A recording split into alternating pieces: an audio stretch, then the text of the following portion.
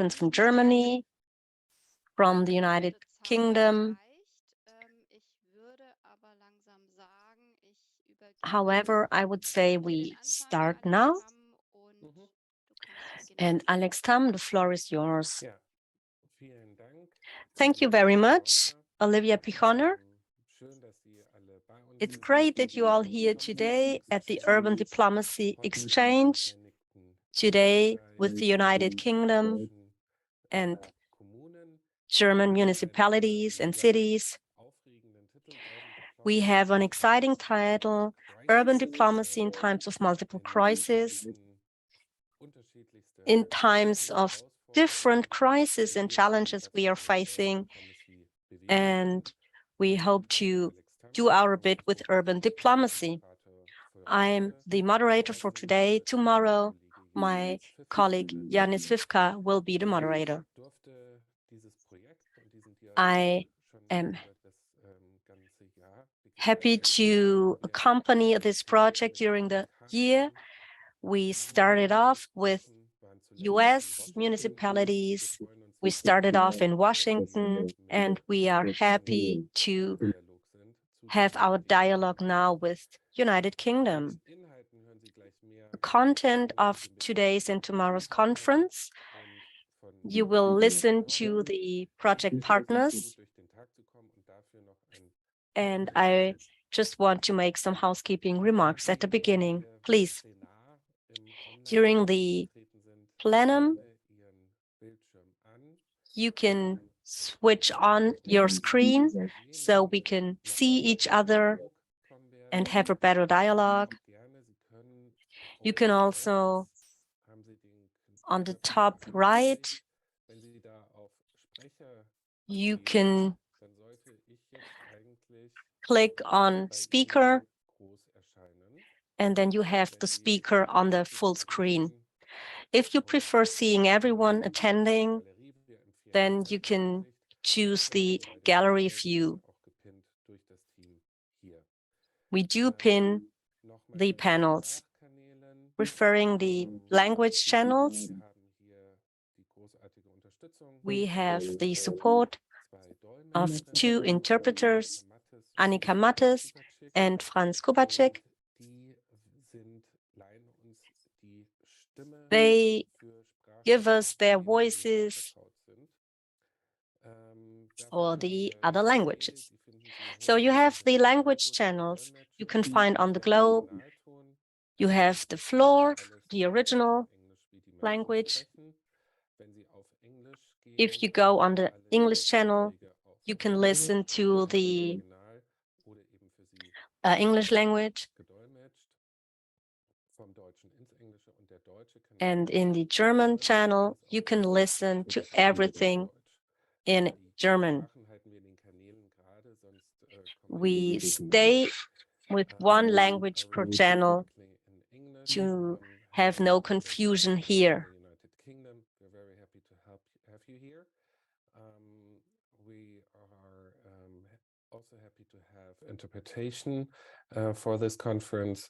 So I recommend you to choose the English channel, where you will get all translation of German contributions into English, and you can also talk, you will be interpreted into German if you speak into that channel. So choose the English channel down at the globe.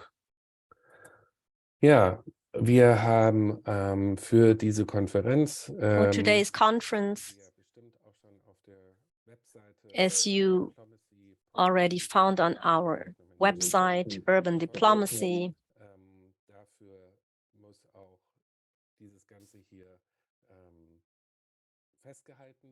So we are recording the conference. We have Katrin Ries for the minutes.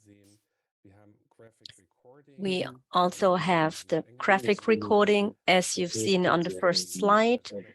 This helps us to fresh up our mind for the follow-up.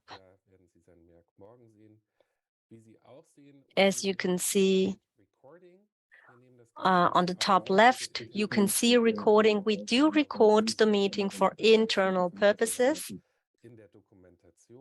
and for our documentation. For technical support, we have the team of the SKEW, especially to the contact person, Mariana Mondragon. So first of all, let's have a look who's attending today.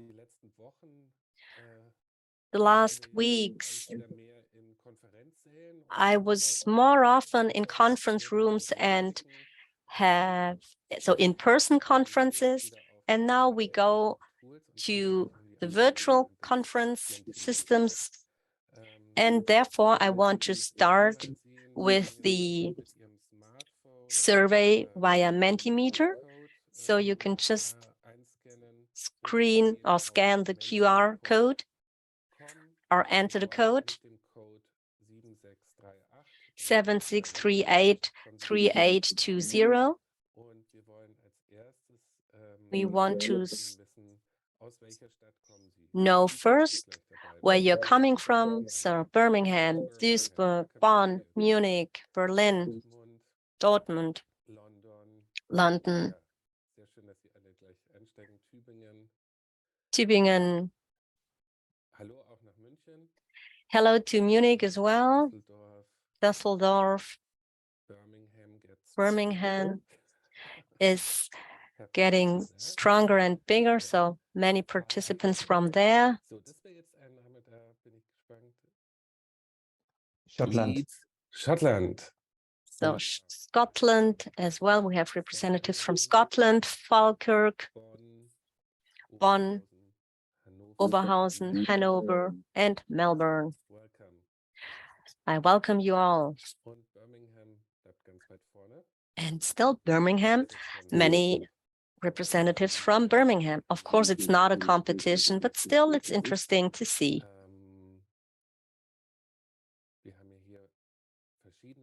We have different partnerships between German and British cities, and I'm happy to have you all here.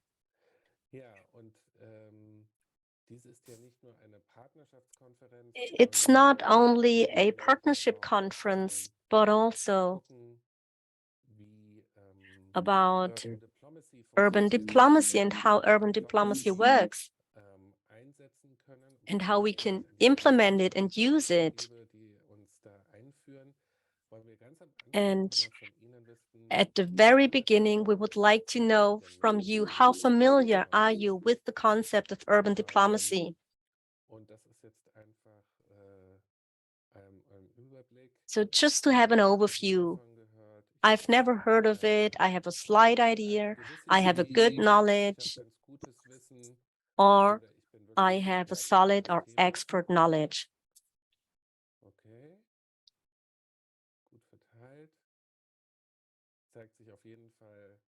So as we can see, we have quite a few people who know what it is, and some people who want to learn more about it. That's great to see. Thank you for participating.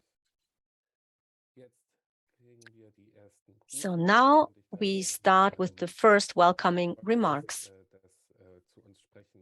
I'm happy to listen to the service agency communities in one world, the Association of German Cities, and the German Federal Foreign Office. We start with the SQAW, Alexander Wagner. Thank you, Alex. Dear Mr. Pieper, as the representative of the German Federal Foreign Office, dear team of the Association of German Cities and Administration and Policies, representatives of the administration policies of British and German cities. In the name of the SQAW, I welcome you all to this virtual partnership conference, Urban Diplomacy in Times of Multiple Crises, in the framework of the project Urban Diplomacy Exchange. Today's event and tomorrow is the kickoff for the cooperation amongst experts between administrative cities in Germany and Great Britain.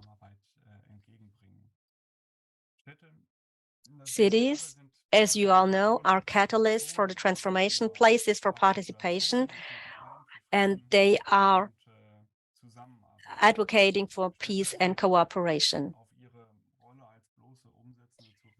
They are not only the implementers of the diplomacy, but urban diplomacy is more. Urban diplomacy is more than just a cultural exchange. Urban diplomacy wants to improve the diplomatic relations on national and international level. The project Urban Diplomacy Exchange has started 1 year ago, and we try to do our bit for it. We want to promote and foster the exchange on the political level. To do so, we want to enhance cities professionally and also want to represent their individual interests on a global level. It is about climate change, digitalization, sustainable city planning, because in the municipalities, it's feasible. We can feel that the municipalities have the role to shape their cities in the best of their citizens. UN Habitat, at the beginning of this year, emphasized that we want to have a sustainable urbanization, that this is essential to address the numerous crises and also to achieve the 2030 agenda and the targets. Under the topic of the urban diplomacy in times of multiple crises, we are learning a lot about the topics of the 2030 agenda, for example, about projects for climate protection and the adaptation to the consequences of climate change, and also about migration and integration projects. We hope that during this conference, the cities and the participants have a great exchange, and it gives you the opportunity to exchange about sustainable topics.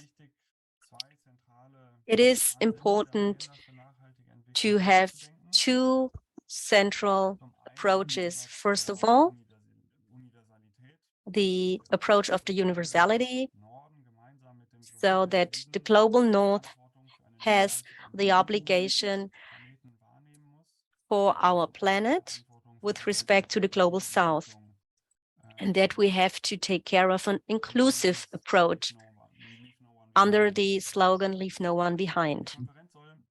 The conference serves to improve and strengthen the cooperation between cities and to exchange with other experts on the topics and to interlink and make a network.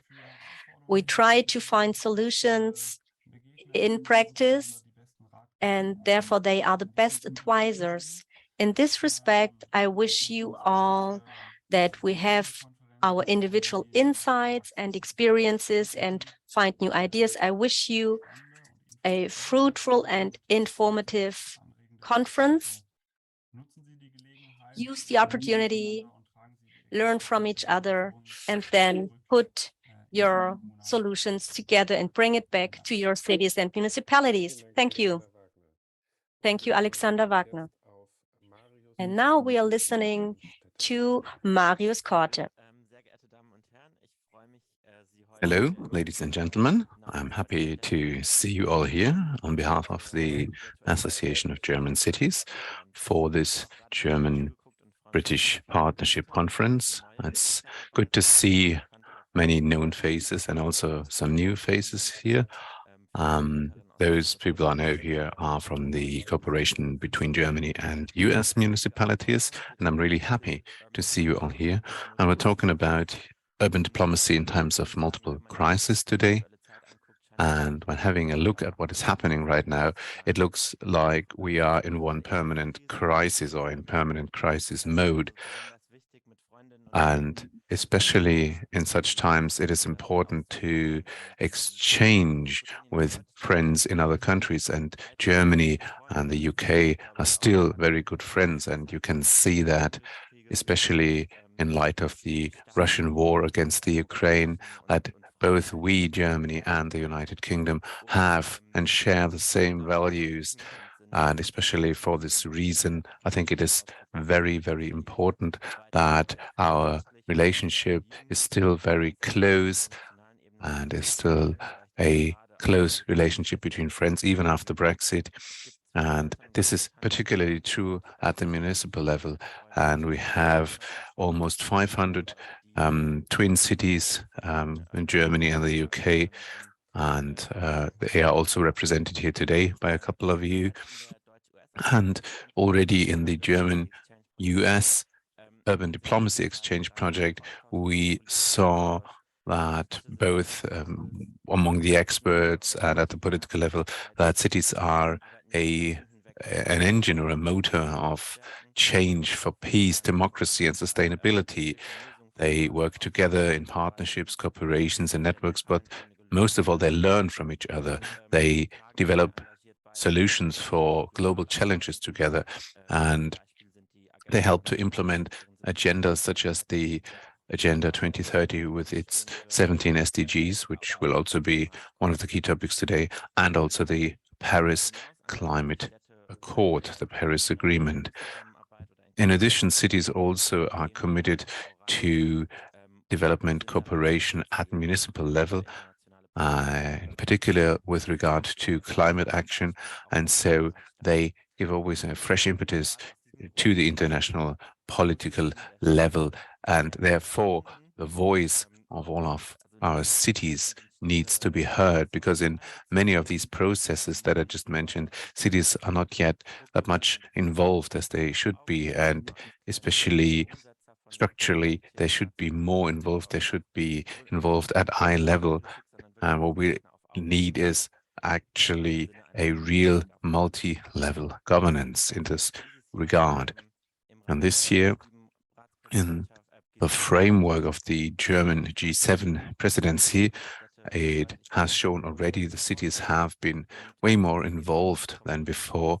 And in the communique of the German G7 presidency, cities have also been acknowledged to be an important player here.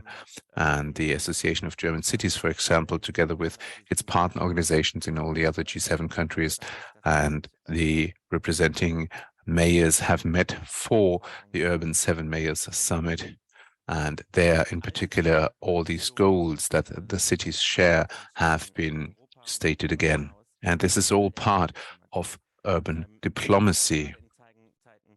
In particular, in such difficult and challenging times, urban diplomacy is a ray of hope for dialogue and exchange, even if it's difficult at the political level all around the world to bring this dialogue to fruition. But only by cooperating we can basically give more room for our voices, our cities. And today, in particular, I would like to thank the German Federal Foreign Office for supporting us in a very strong manner.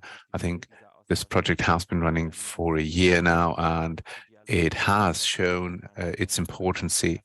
And so I would like to thank my colleagues in the Federal Foreign Office for that. I would also like to thank all the colleagues of the SKEW for the brilliant cooperation and implementation of this project. And I would also like to thank all of you here today who have taken the time today and probably will take your time tomorrow to take part in this meeting and strengthen the German-British relationships here at municipal levels. And I'm really looking forward to the exchange among experts here in those 2 days, but I would also like to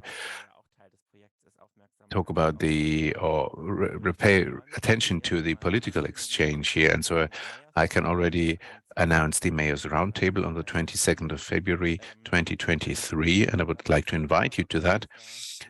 All Lord Mayors and Mayors here, leader of the councils and provosts here from Germany and the United Kingdom to take part in this Mayors Roundtable, which is also a virtual meeting. And the motto there is Cities United for a Democratic Europe. And I'm really happy to see that the president of the Association of German Cities, Lord Mayor Markus Lewe from Münster, and the Core Cities Chair, Mayor Marvin Rees from Bristol, have already said that they will attend this meeting.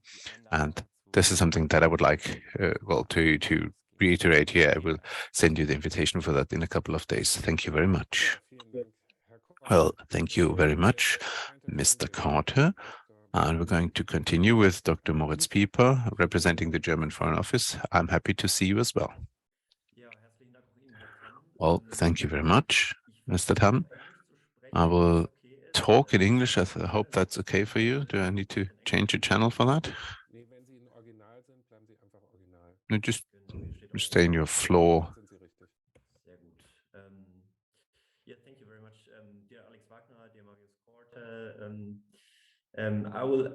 So a lot has already been said. I will only add a few words about the reasons why the German Federal Foreign Office is funding projects such as this one, and how it fits within our overall approach to urban diplomacy, as has already been mentioned. So a few things conceptually on urban diplomacy already, and why we think this is a good thing.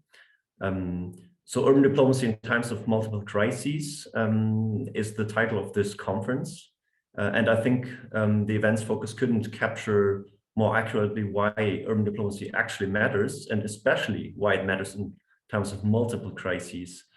It has been 9 months since Russia has unleashed an unprovoked and illegal war of aggression against Ukraine. Democracy is under attack in the very heart of Europe, and it has been under attack in that part of Europe since 2014. So now more than ever, we have a joint duty to make democracy strong in the face of such external threats, but also internal ones. If you think of waves of populism, think of disinformation, so these are the kind of multiple crises that are also referenced in this conference title. So crises from and threats from without and from within. And so that's why citizens need to know that democratic engagement matters, that engagement in governance structures actually makes a difference. And involvement in local politics is the most direct form of civic participation. And this work does not end at city borders. It also extends to many civil society organizations. It extends across levels of community administrations, other civil services on a national and European level. So if you want to think of a vertical spectrum, but also if you want to think of a horizontal spectrum, it extends across networks and layers of city partnerships and town twinnings across borders. So communal partnerships, therefore, often act as a platform of dialogue. And this is what we mean at the Foreign Office when we speak of a foreign policy of societies. This is an approach that we take in particular at our Department for Society and Culture at the German Federal Foreign Office. And this is why we have contributed to also the Biden administration's Summit for Democracy with a side event on mayors delivering democracy daily. And this is why we're glad to see in the US component, for instance, of this project, also the transatlantic exchange in the form of mayors roundtables. So communal partnerships can be a catalyst for transformation, as Alex Wagner has just put it. They can act as drivers of information, of innovation.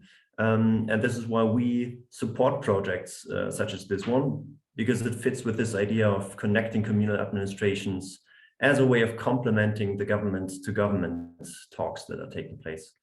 And so in the broadest terms, it fills the concept of urban diplomacy with life, because it's a level of community engagement that is the bedrock of a functioning civil society. A couple of words on why we think this is good in UK-German relations, since this is the focus of today's conference and tomorrow's. Marius has already mentioned it just now. There are around 500 town twinnings between Germany and the United Kingdom. and links between civil societies in both our countries run deep.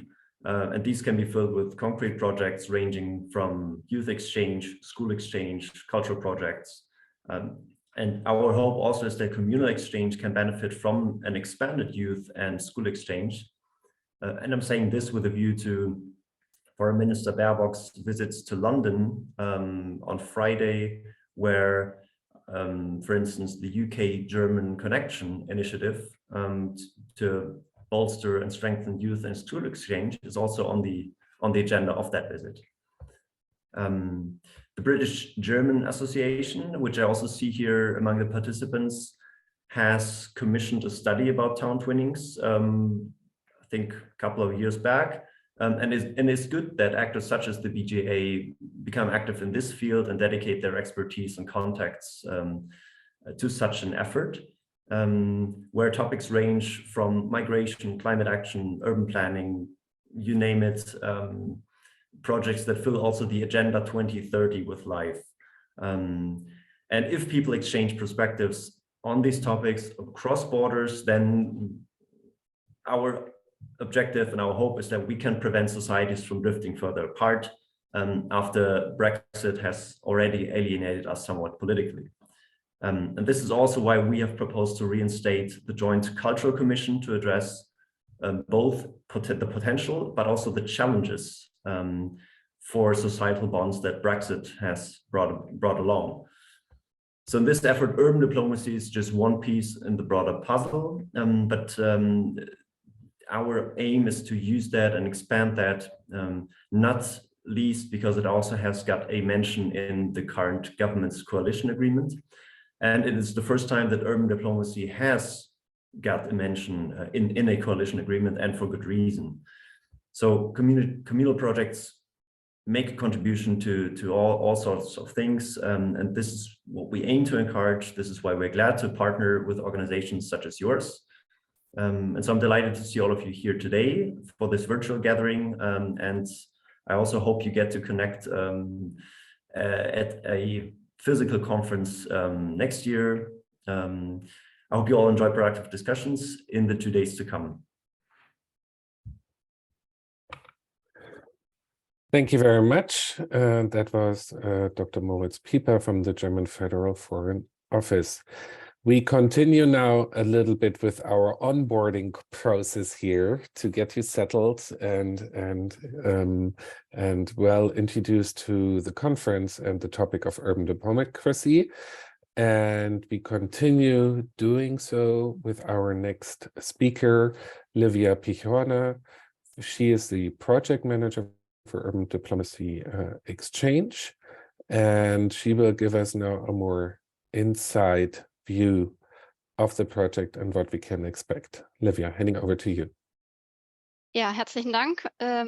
Ich spreche wieder auf Deutsch. Mein Bildschirm wird Thank you very much, Alex. I hope you can all see my screen.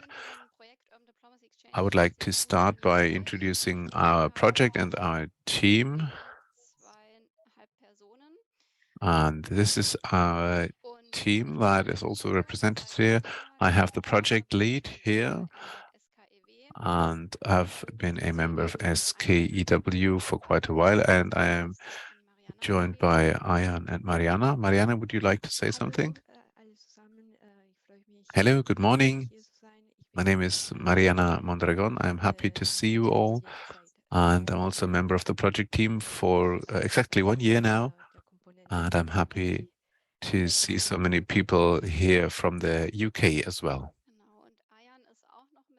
And my other colleague is Ayan Husseinova. Well, thank you very much, Livia. My name is Ayan Husseinova, and I have been working for this project since July 2022.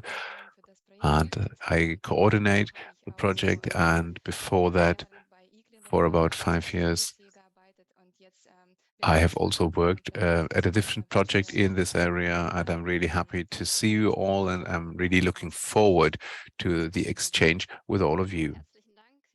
Well, thank you very much. So you have seen who's writing all these emails and getting in contact with you. I would like to thank my team for that, by the way. And getting back to the topic right now, You have heard the welcoming addresses by our colleagues already.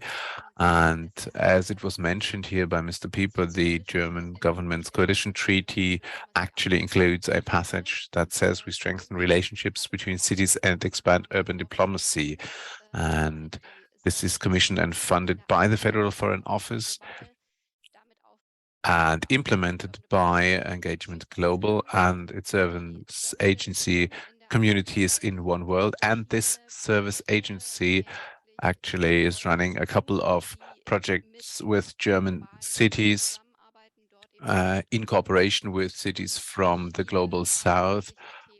And in this regard, or in this framework, they're working on projects for climate protection, sustainable city planning, and other major aspects here. And together with the Association of German Cities, there is a wide-ranging cooperation here.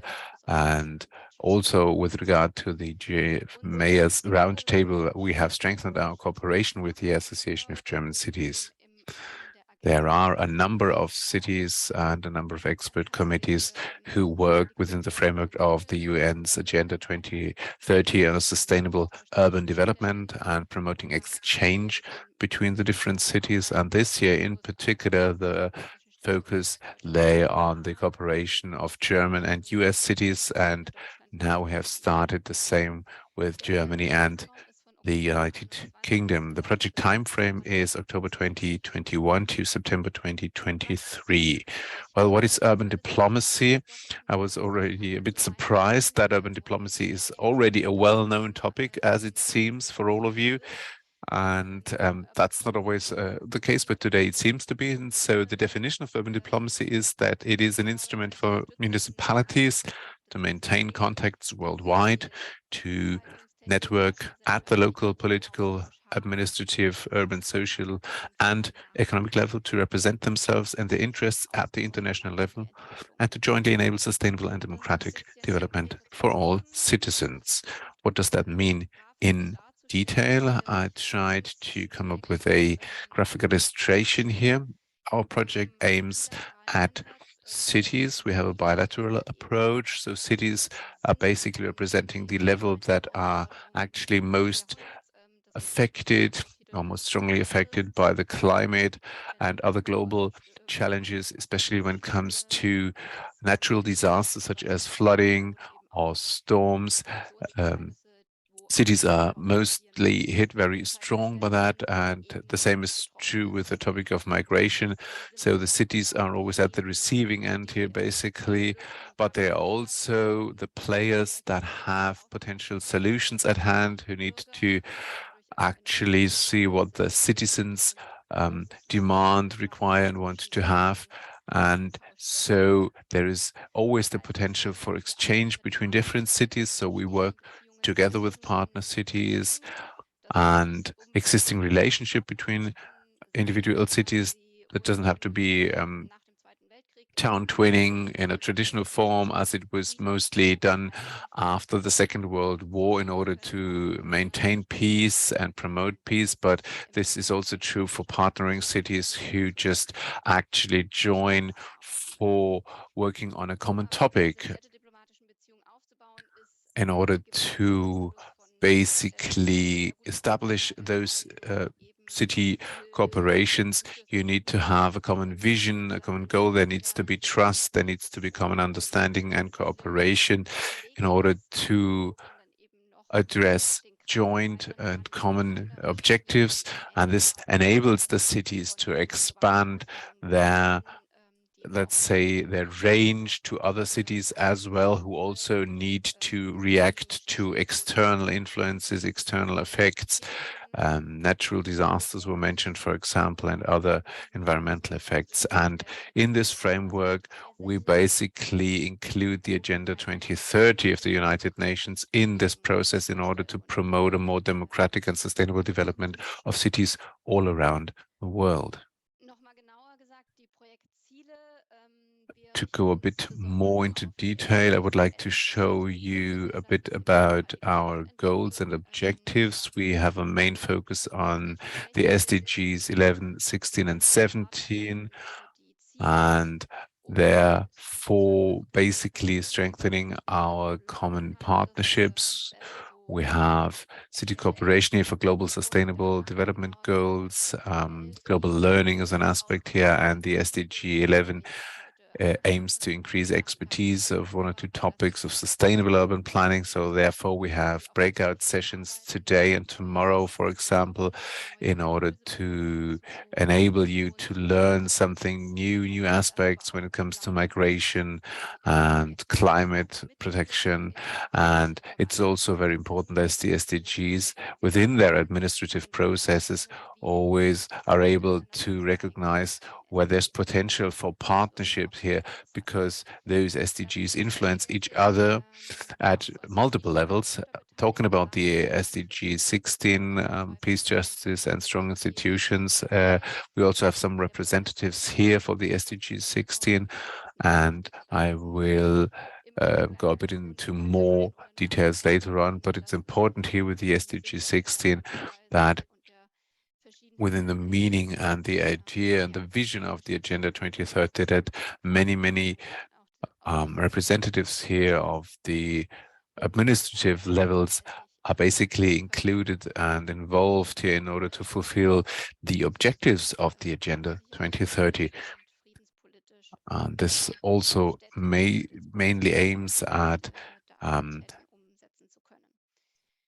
peace promotion and the promotion of urban cooperation. And when we look at SDG 17, the focus here is on cities in Germany and the United Kingdom, and the political and city administration level, for example, to increase the understanding of the counterparts' situation and to share learned experiences and knowledge with other actors, and for all this knowledge to be brought back to the respective communities.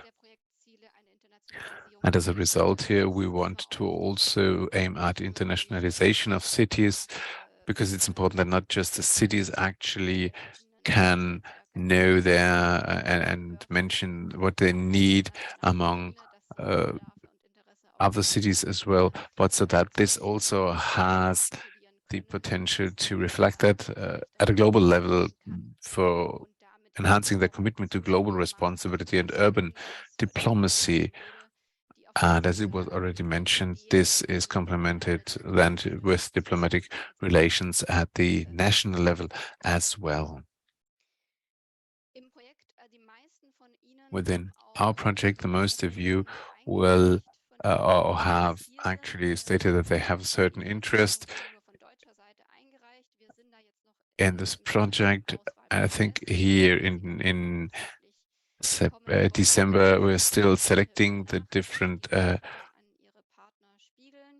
statements that have been handed in by German cities, so that at the end of the year, we can definitely state which 8 city partnerships will take part in this Germany-UK project.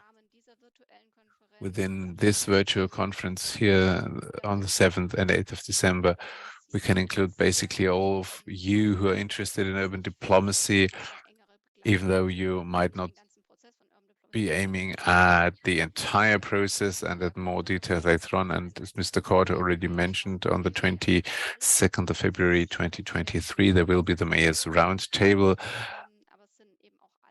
as an open virtual political exchange. And all those who will be selected here, those 8 city partnerships in December, will then have the opportunity to take part in the partnership conference in June 2023 and in the networking meeting for the selected German cities in September 2023. And 4 of those 8 cities will have the opportunity to do an expert exchange trip to the United Kingdom or the other way around to Germany. And all the criteria that apply here, I will give you as soon as we have the decision that will be taken next week. As we have already seen, there's quite a lot of different cities represented here today. I think we have 55 participants, 11 British cities and 15 German cities, although there might have been even more handed in later on. But it is quite clear that in Germany here, that, for example, Munich is also taking place, that we have quite wide range of cities from Germany and the UK represented here today.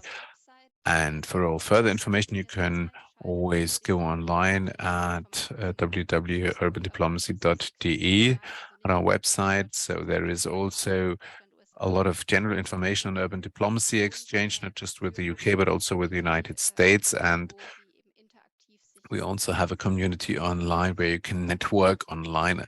And I think that I will present this community in particular tomorrow. So that is basically, those are the details here.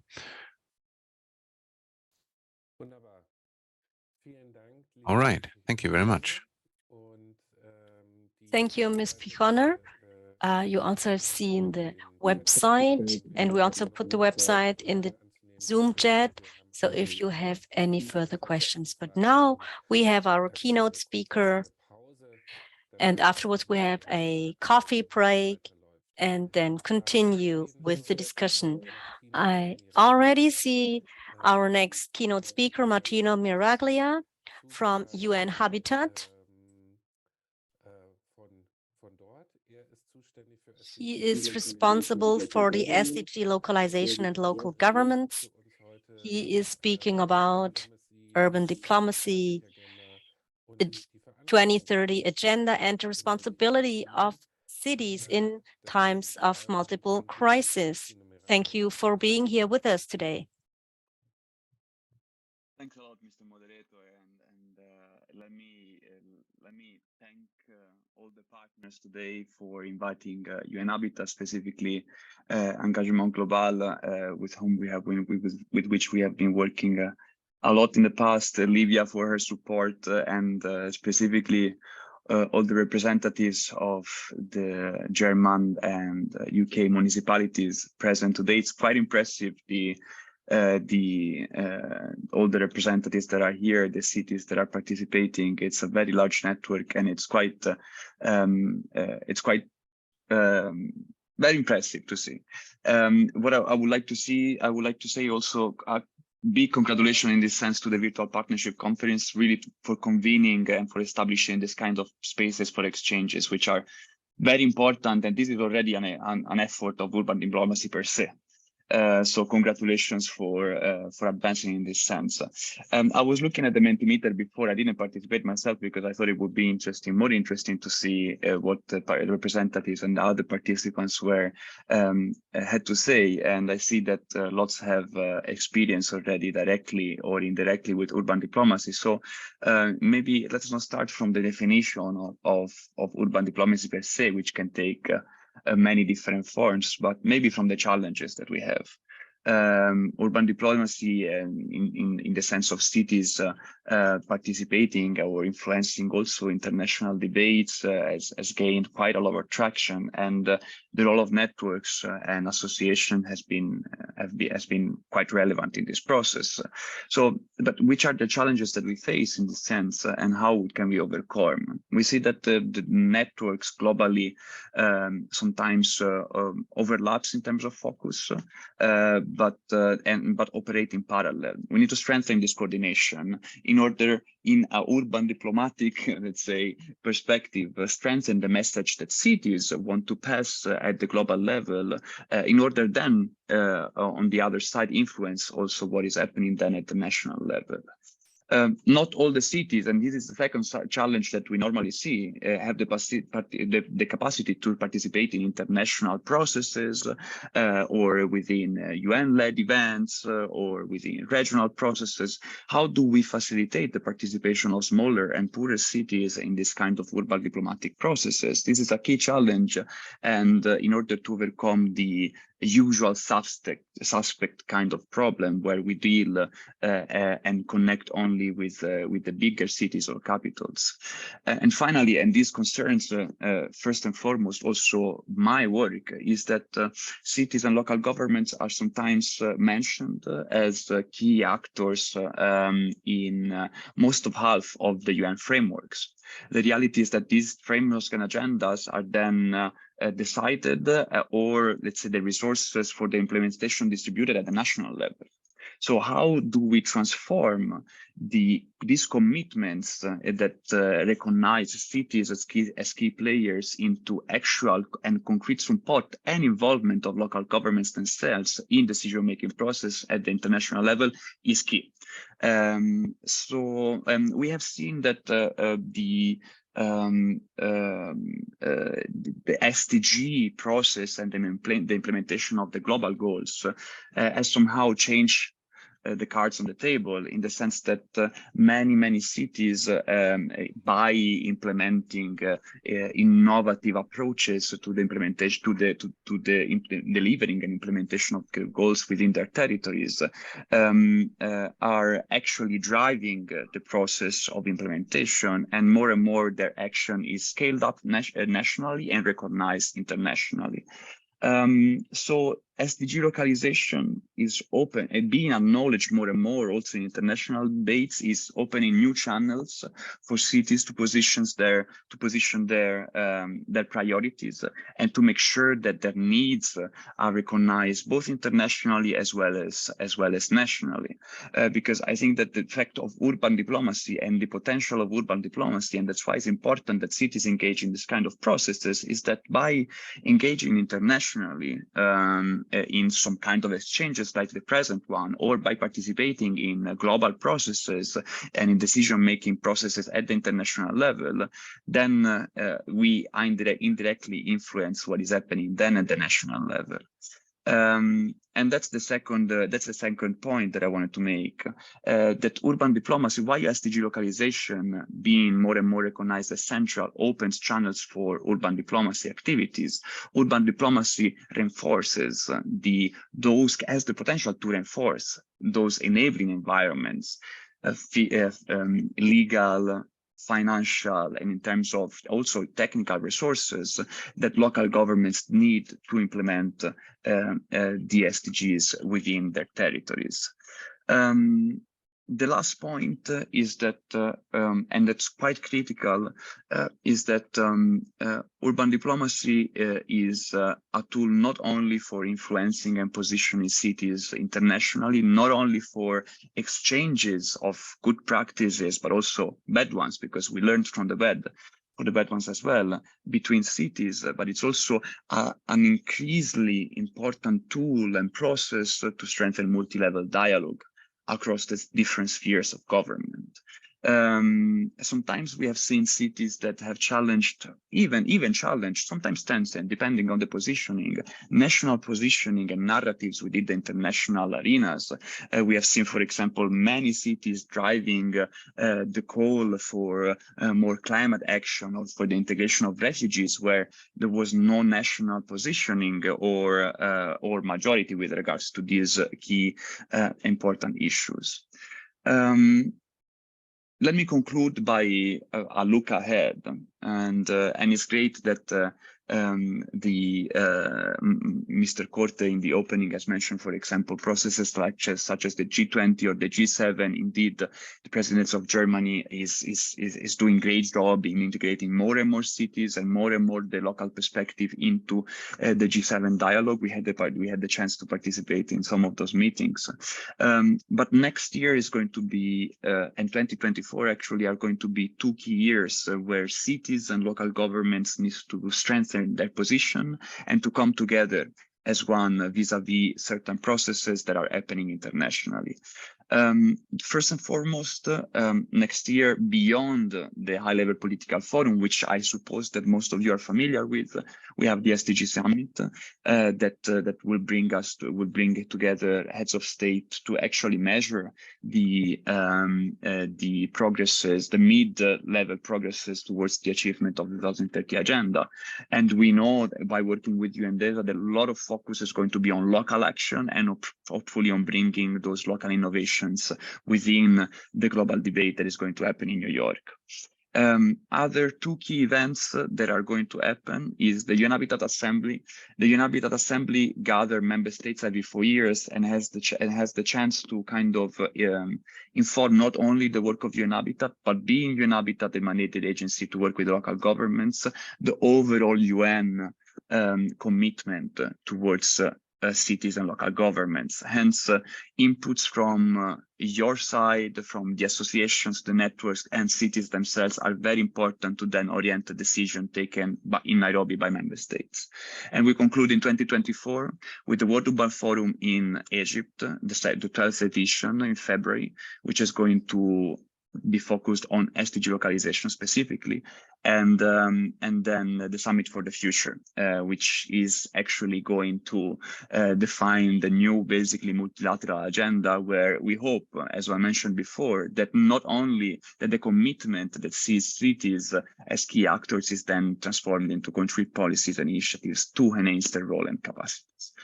Please, thank you again for having us here, and it's a great pleasure, and count on our support for the future activities. Over to you, Alex.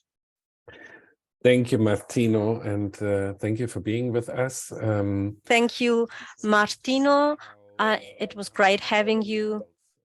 Urban diplomacy, the approach is taking place, and the allied forces behind it. Just as a moderator, I'm mainly in charge of time and that everybody is well. So we have no time for questions. If you want to raise one, please use the reaction button and Handheben, raise your hand button. Then you move up on our screens and I have a speakers list. And for the break, we will go after Q&A into a break and resume here at 11:40 German time, 10:40 British time.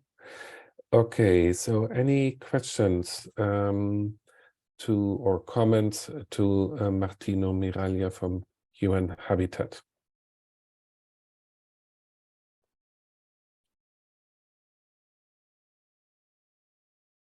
People gathering.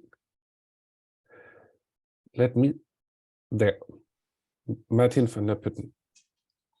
Ja, mein Name ist Martin van der Putten. My name is Martin van der Putten. I'm responsible for the international relations of the city of Dortmund. Thank you, Martino, for your keynote. I just have a remark. You said that we cities should, for example, on the World Climate Conference or now at the Assembly of the UN Habitat, we should be more committed or be more presented. I don't share this point of view because this is a task for the national level, actually, and the municipalities should be included by them. In Germany, we see this with the COP27 that the government did not include no local or city unit in their delegation round.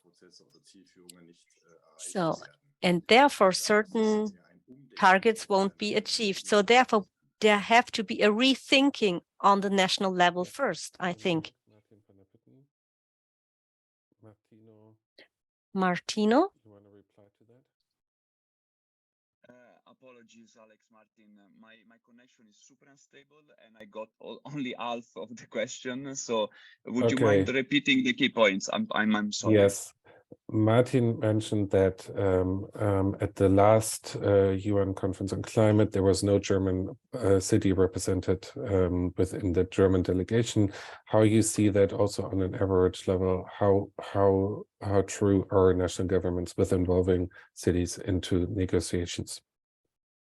So this is actually interesting because it really depends from country to country and from conference to conference, and it's interesting that we see, for example, European countries that have national delegations going to high-level conferences of the UN, bringing cities maybe to the HLPF, where the the local action is interested and everyone wants to show what the cities are doing with regards to the implementation of the SDGs. And then when we go to a bit more sensitive, let's put it like this, because then climate becomes even a bit more political than the SDGs themselves. So then cities and the involvement of mayors, of technical political representatives is a bit less. So I think this is clear and it's in the eyes of everyone. But if I had to end on a positive note, there is a general increase of the involvement of local representatives within this kind of delegations. And maybe it's not the case of Germany, but we see it a bit widespread between the different countries, that more and more, even in those tricky negotiations, such as the one of the climate conference, cities are a bit more involved. Of course, this is not perfect. And I think that what we should be actually working on, and that's what we are doing, at least in the context of the high-level political forum, is to lobby, let's call it like this, because we don't have official channels of negotiations in this sense, for each and every single delegation participating, whether in person or through online connection, to have at least one representative of the whole local governments in this kind of official delegations. We might get it for the high-level political forum. For the other processes, it's a bit more tricky, but that's where we definitely should be going. Thank you, Martino. Do I see another question? That's not the case. So thank you very much, Martino, Miraglia from UN Habitat, that you joined our discussion, and we're looking forward to continue the dialogue also with the UN here at the Urban Diplomacy Exchange. We go now into a 10 minutes break. We resume here at 11:40 German time, 10:30 UK time.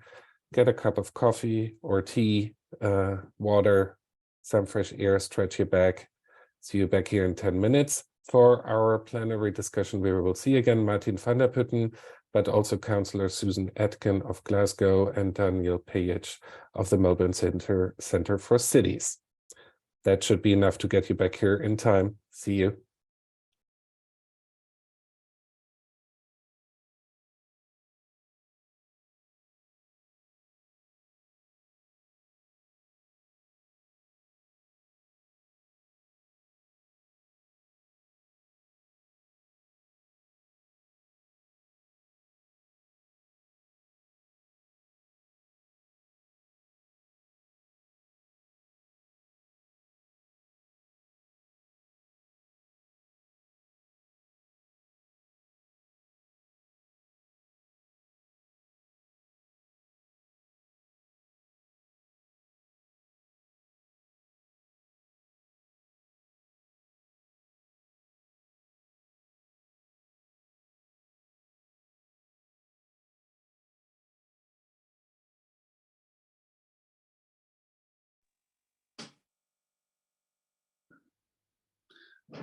Hallo Alex, schön dich zu sehen. Ich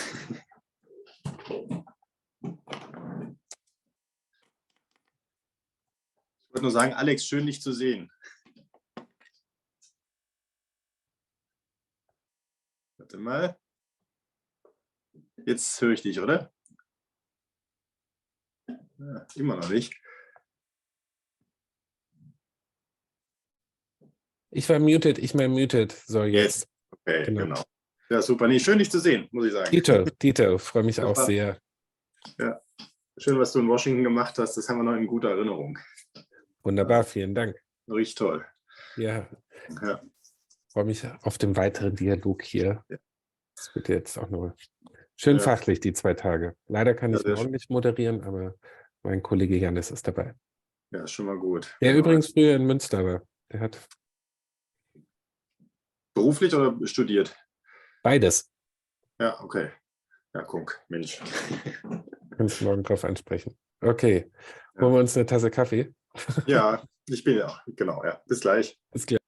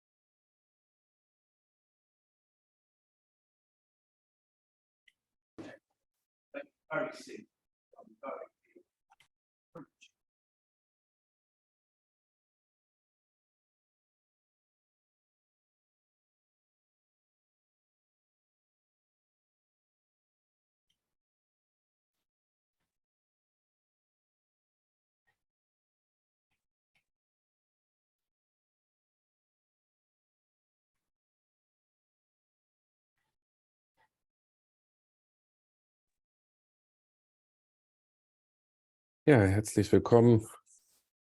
Langsam zurück. Wir können vielleicht die Folie wieder wegnehmen und unseren Bildschirm anmachen. Wir sehen schon Martin van der Putten. So we can continue right away with Martin van der Putten of the city of Dortmund. And if you have any questions, any comments that you would like to make, please raise your hand. Use the virtual raise your hand button. Leader of Glasgow City Council, that we have our panel together.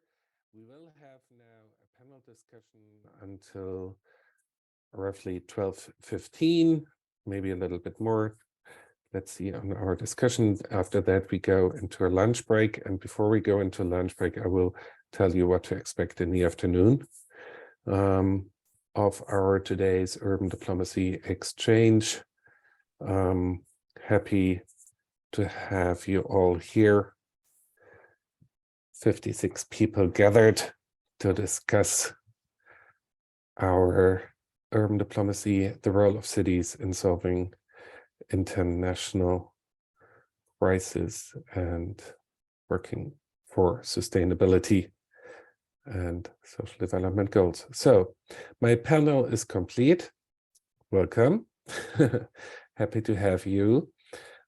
We are joined here to discuss together urban diplomacy as an instrument for achieving global goals. So once again, welcome Councillor Aitken, leader of Glasgow City Council. Maybe you can do a little micro check and hear you say hello. Morning, everyone. Guten Morgen. Good morning. Good morning. Good to have you.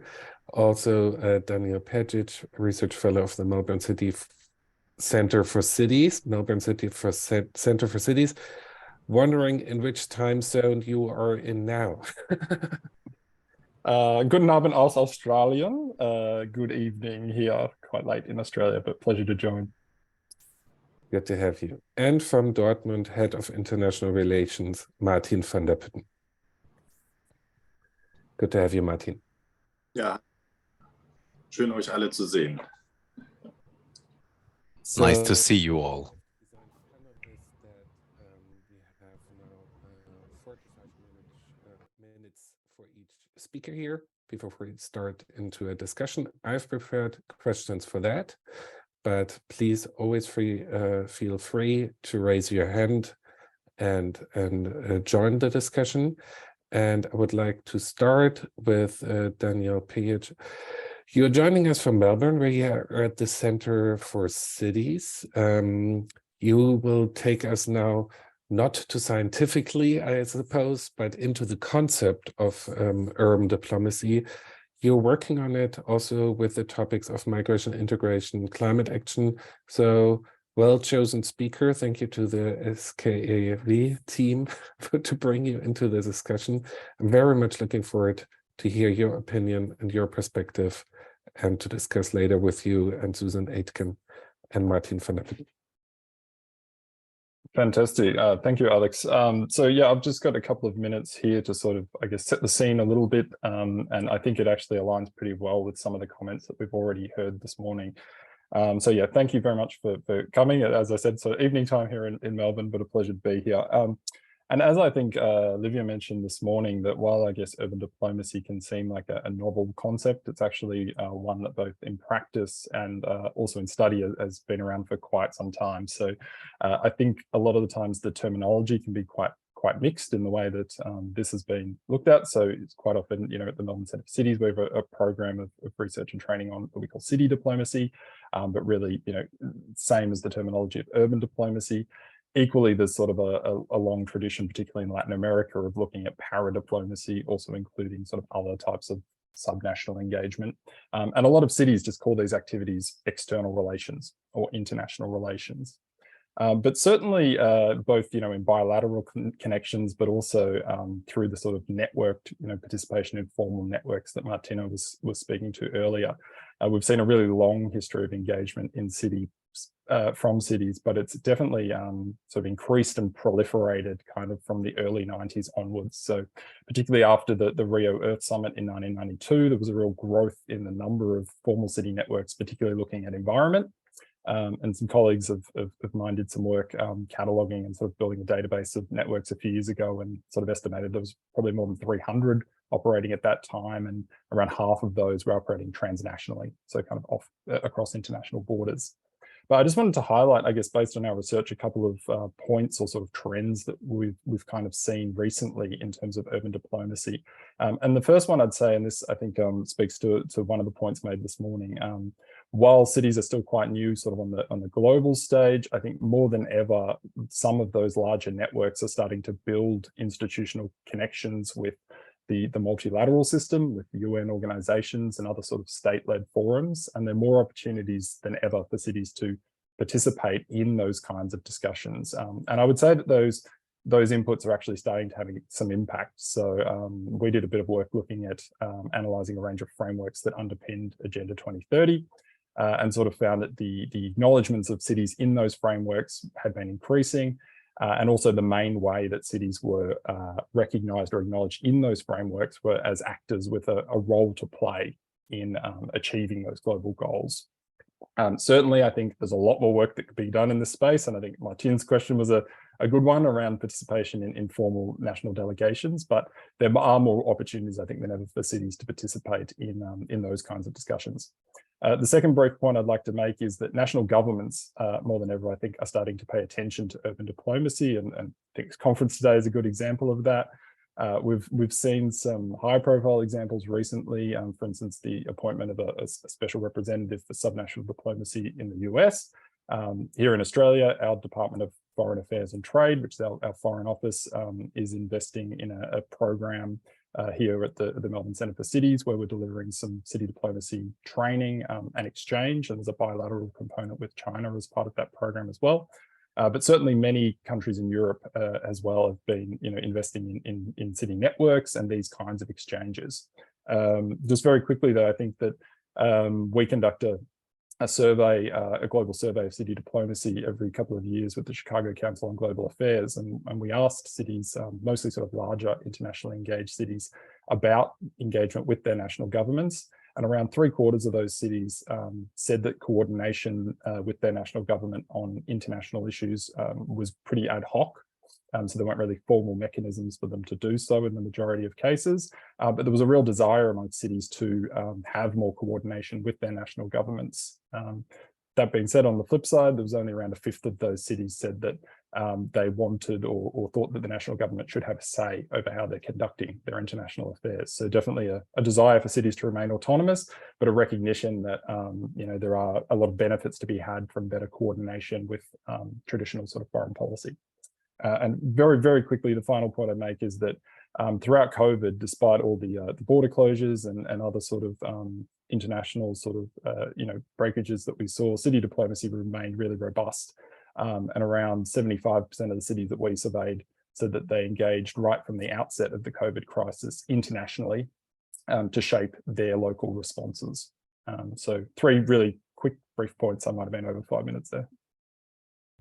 Thank you, Daniel. And thank you also for pointing out that your last point that COVID, these kind of formats might have also strengthened the ties going on there. That was good to hear. So, Councillor Susan Atkin, I'm very happy to have you here to kick us with the next level of the urban diplomacy exchange, starting the dialogue between German and British cities. we are very interested. You hosted COP27 in Glasgow, so you had it all live. So please tell us your view on urban diplomacy from the Glasgow's perspective, also maybe on the multi-level governance, and take us a little bit into your view and work. Thank you. Yes, it's a pleasure to be here. Yes, we were the hosts of COP26 in Glasgow. COP27's just been in Sharm el Sheikh, and I think it was certainly the most intense experience I've ever had of city diplomacy as the city leader in just over 5 years. But I think it was also, and Daniel's point about the pandemic and the experience of the pandemic is a really important one. I think that it did represent a real step change forward in city diplomacy, in the ease of logistics in cities talking to each other. Certainly Glasgow as a city wasn't particularly in place to do events like this, where we could just sit at our desk and in our homes a lot of the time during the pandemic and have conversations with people online. Now we do it all the time. And from quite early on in the pandemic, we were talking very regularly to other cities of all sizes about their responses, about what we could learn using networks like C40 cities, for example. But also, that was round about the same time that we had found out that we were going to be the host of COP26. And it was an incredibly intense period then of almost 2 years of discussions, and not just exchange of knowledge and ideas and activity by cities, but real solidarity, I think, emerged between cities. We were very much supporting each other in the context of our national structures. And of course, I don't think there's an exception that I can think of where cities would say that they are satisfied with the role and the level of engagement they have from their national governments. And that's even where there is political alignment between the government and the city. So within Scotland, there is political alignment between Glasgow and my administration and the Scottish government, much less so with the UK government. But I'll be honest, I'm not sure there's that much difference in terms of how much the Scottish government look to us and ask us for our engagement and our advice as well on the practical stuff. But what came through really strongly, I think, is that on climate and on those discussions around in the run-up to and then during COP26, it really is cities who are setting the pace. We are leading the way, and in almost all cases, cities have more ambitious targets than their national governments. And that's certainly the case in the UK. And in some areas, and we saw this particularly perhaps the most striking example, although it's far from the only one, in the United States before the last presidential elections, where it is cities and only cities who were continuing to keep the cause alive, continuing to do anything at all. And cities can sometimes find themselves not just ahead of the game, but actually in direct opposition to national governments on a whole number of issues, but climate perhaps the global issue that has the most relevance. And that often takes real bravery. You know, there are some countries where a city leader stepping out and speaking out against the position taken by the president or the prime minister is you know, a pretty courageous thing for them to do. They're doing it without you know, there's some personal risk involved potentially. So that kind of solidarity and support among cities, I think, was really inspiring and really important and galvanizing in the run up to COP26. And then at COP26, we'd made it our mission in Glasgow to build on what had happened in Paris, where Anne Hidalgo, as the mayor of Paris, really pushed subnational and non-party activity and the importance of that in the climate agenda. And we wanted to build on that at COP26. So our city chambers, as we call it, which I'm sitting in just now, it became the world city hall, and we convened cities from all over the world here. And it did not go unnoticed. And I think the very striking thing towards the end of COP26 in the final days, where there was real concern, I think, among the UN and from the Secretary General that there wasn't going to be an agreement, that no Glasgow Climate Pact would emerge, and that national governments were going to fail badly in terms of the delivery. Because of the focus that we put on cities and the prominence that we gave to cities, we were seen, I think quite rightly, as the good news story coming out of COP26. Now, in the end, it wasn't that bad. There was a Glasgow Climate Pact. It's far from perfect, but it did make progress. But just towards the end, the Secretary General, Antonio Guterres, had invited a number of us, there was about a dozen city leaders, myself included, went to meet with him and talked with him directly and said to him, we are your allies. Use cities. We are the ones who are standing alongside what you want to achieve as the UN, to go further, faster, with greater impact when it comes to climate. So it hasn't gone unnoticed. And I think just a couple of final points I would make. The thing about cities and the difference between us and national governments is delivery.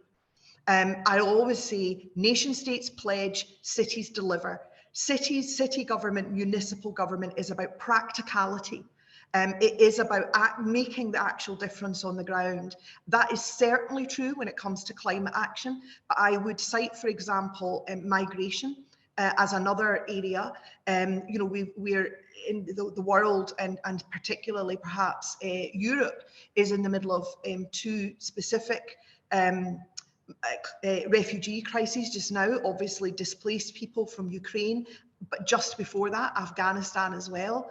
And while national governments have taken in refugees to varying degrees of numbers, it's cities that are actually doing the work of finding them homes, finding them accommodation, getting their children into schools, getting them registered with healthcare providers, and all of those practical things that are required for a displaced person to actually make a life in the place that they've found themselves in. So when multi-level action doesn't take place, when cities are not engaged with early, when cities are not included in those policy discussions at national or international level between nation states, then the delivery fails, or the delivery falls short. It's never going to be as good, because nation states don't deliver. They're not deliverers of public services in the same way that cities are. They're not close to communities and to residents in the same way that cities are. They don't understand places and the impact on places of policy decisions in the same way that cities do. So when you cut cities out the loop, you won't be as successful in terms of the impact of your policy implementation. Have cities in from the beginning, whether it is national governments including them, or whether it is among global networks where it is at UN level, and I think both have to happen simultaneously, then you will give yourself a much better chance of getting the impact and the outcomes that you want, whether that's on lowering carbon emissions or creating better lives for displaced people, or a whole range of other issues. Thank you, Councillor Etkin, for taking us back into the real world, what's going on at the climate conference, but also mentioning the role of the US cities, something we have seen in the dialogue previous to the one we have now here, when we were in Washington and talking to the very impressive examples of what cities have been doing there. I'm going to switch now to German. Denn unser nächster Diskutant ist Next speaker is Martin van der Putten, City of Dortmund. He's the head of international relations. He was also part of our delegation to the United States. And from the German point of view, how are your three main points when talking about urban diplomacy from a German point of view? Thank you very much. For Susan, this was a very great plaidoyer for cities and municipalities. And yes, you did a great job in Glasgow. From the town hall, you made it all. It was really impressive. This was lacking in Sharm el-Sheikh, and we'll see what's happening in Dubai. From my side as well, a warm welcome and thank you, Daniel. It's nice to see you and see you, Susan and Alex. In Dortmund, urban diplomacy is seen under the frame of daily international work we are doing. And therefore, we can also raise the question if the term itself is more about international relations of communities, because urban diplomacy in Dortmund is the driving force for welfare and for strengthening democracy and the rule of law. This is the slogan we have in Dortmund for urban diplomacy. We use this as a strategic tool for a sustainable planning of our city. We are a team of 10 persons in the international relations, and we are responsible for innovation. 2 years ago, we had our first city diplomat employed. He is the first we have in Germany at all. We are working, and also the urban diplomacy and town twinnings are working on urban diplomacy and see it as an addition to town twinning. We have our colleague who works on the topic, and we created a format called Urban Dialogue Dortmund. And here, every 2 to 3 months, 3 cities are invited online, and we discuss on several topics. It's about democracy, mobility, HO2, and it is also about different expert topics. We try to put our administration on an international level, so it is about language courses, so to make our administration fit for the future, because we want to have younger people to be city diplomats, because that they can be the ambassadors for our cities internationally. I'm happy that we have the topic of Germany, United Kingdom, because we had a discussion with our twin city leads in the 4 days. Since Brexit, our cooperation is even closer. Regarding national level, yes, we have some success stories to tell. Urban diplomacy is part of the coalition treaty. This is important, this is crucial. However, we have to see that how the way it is put there is different to how it is lived. Of course, we ask for more, to be included into the processes more, with the COP, with the follow-ups, with these ICC reports. We need to be the control instances. We want to be part when it comes to draft or make up those reports. And also about our China strategy, cities are part.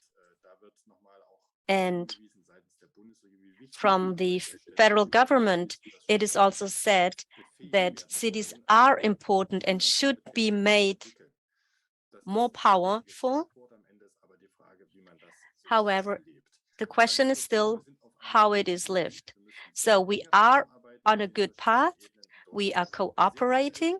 In Germany, we have many cities, smaller and bigger ones, who are committed to policies, and it's important to stay fit for the future. Thank you. Yeah, thank you, Martin. And the sort of amount of topics around urban diplomacy has been now by all three of you been quite well put, but also with very concrete terms. I just want to get from the group the agreement that we will extend the panel discussion until 12:20. Martin, I know you have to leave earlier. You just give me a signal, please. But I hope that's all right. And Councillor, I will stay longer, Alex. Okay, I can cool. stay longer. So we have 12:20, 12:25. Let's see how we go. Councillor Etkin, you said cities deliver. When we talk now about urban diplomacy, there's a different way of how to deliver and what needs to be done. And may I start with you and then go back to you, Daniel. Maybe you could describe, Councillor Etkin, where did you notice a change in how you have to deliver as a city when it's about urban diplomacy compared to what you do in all the other work you do as a city? And Daniel, if you could take that then maybe on a more general level, how do cities get into from exchange to change or from exchange to action? Starting with you, Councillor Etkin. So I think that the cities, there's jobs that we do every day that are very much about internally what we do in the city, and we just get on with it. We have to clean the streets, and we have to empty people's refuse, and we have to educate children.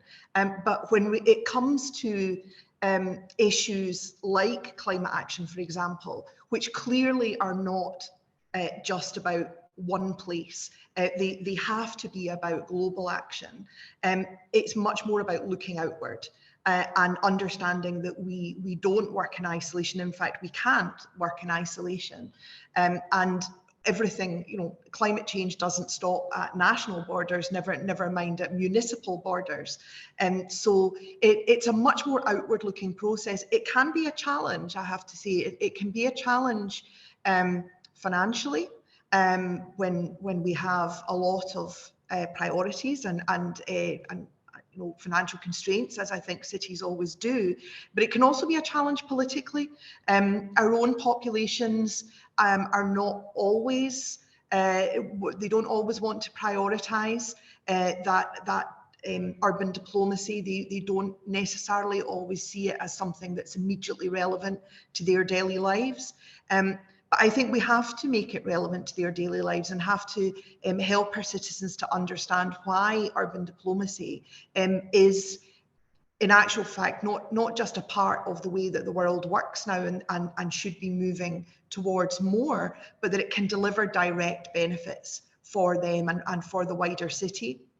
So it's very much about, there are different ways of working, but we have to be able to make the connections between the two, because we need that consent from our citizens to do that work of engaging internationally with talking to other cities.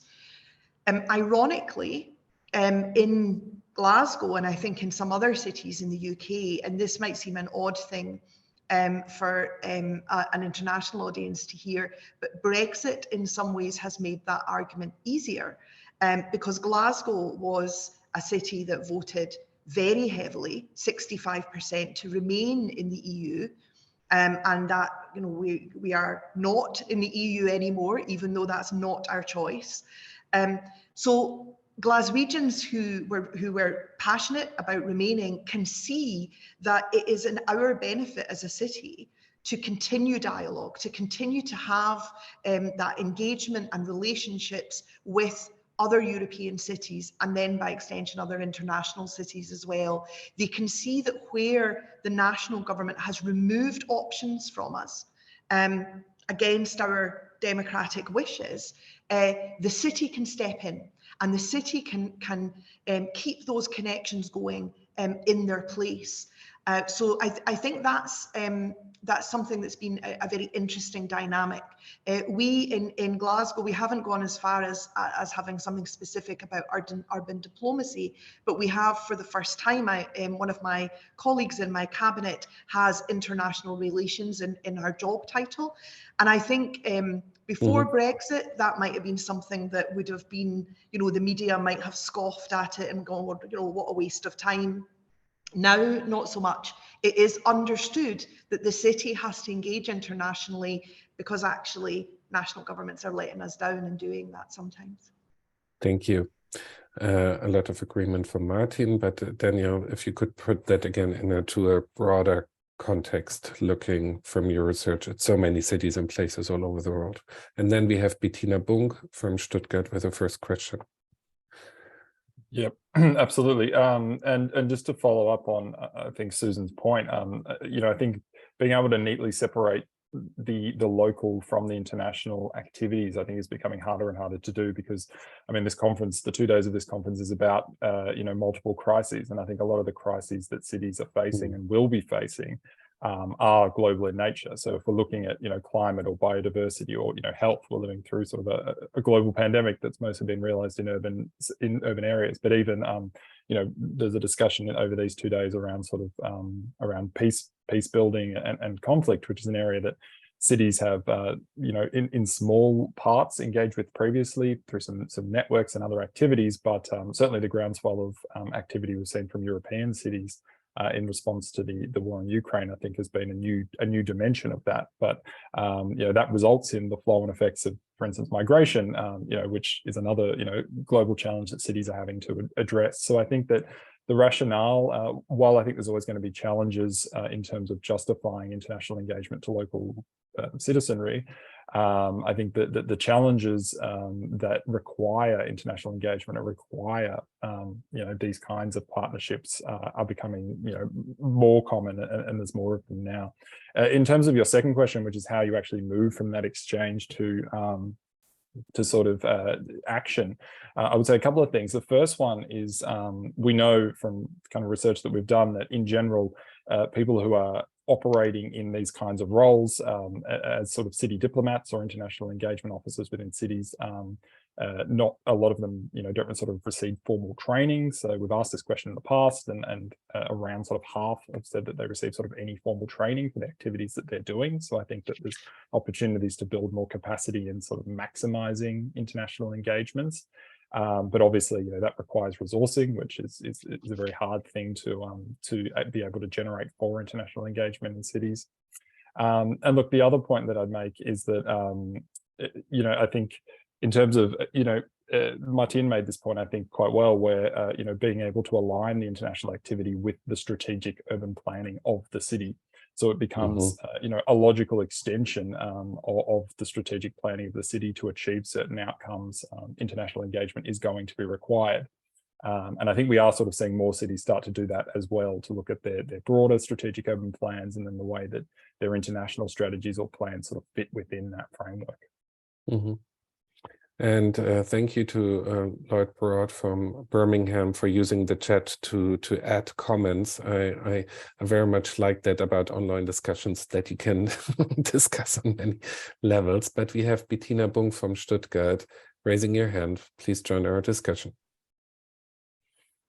Thank you very much, Alex. I hope you can all hear me well. Urban diplomacy is part of our title in our department.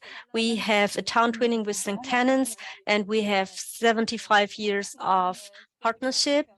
And it was one of the first town twinnings worldwide. And Cardiff is the first ordered partnership for sustainable goals. So we have the opportunity. We had a local voluntary review last year, and I want to put in another aspect in the discussion. We discussed a lot, and even today, how can cities engage more on the UN level? We do this with our voluntary reviews, for example. However, it lacks the mutual exchange between UN and cities. So what happens with our voluntary reviews? To what extent does it have influence on the political level of the UN, for example? So that the examples or recommendations we make are also taken into consideration. And how can the urban diplomacy be more neutral in this respect is my question. Danke. Thank you for raising this aspect here. It's a pity that Martino Miraglia is not here anymore, because we could have asked him. Martin, we just had the G20 meeting. How have you been informed with respect to the voluntary local reviews? Daniel, what is your opinion?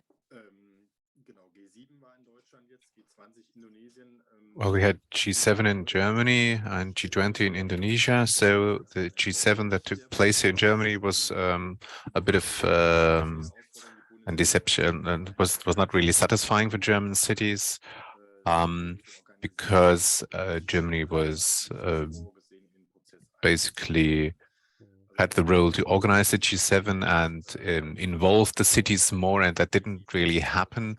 So there was a lack of transparency basically in this G7 framework, and so cities were not part of the working groups here, or were only part of the discussion as part of the civil society in general. And so the city of Mannheim, for example, was also very involved when it comes to the meeting of global mayors.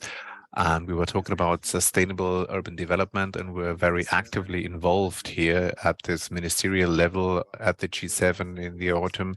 So Mannheim's Mayor Korte was also there, and that was quite a success. And we were also mentioned in the declaration, the final declaration of the specific ministers responsible for urban development and buildings, but not in the G7 declaration. And so it was mentioned that urban diplomacy is important, but it is not being implemented. And when it comes to G20, there is an Urban 20 working group that involves the capitals of the G20 states. And well, our focus lies on the G7 meeting in Japan next year, so that the Japanese colleagues will involve us even further. Well, yeah. Thank you very much for correcting me here when it comes to G7, G20. I mixed that up. But it really shows that how the process works here in the communication, and it's also what Bettina Bunk mentioned.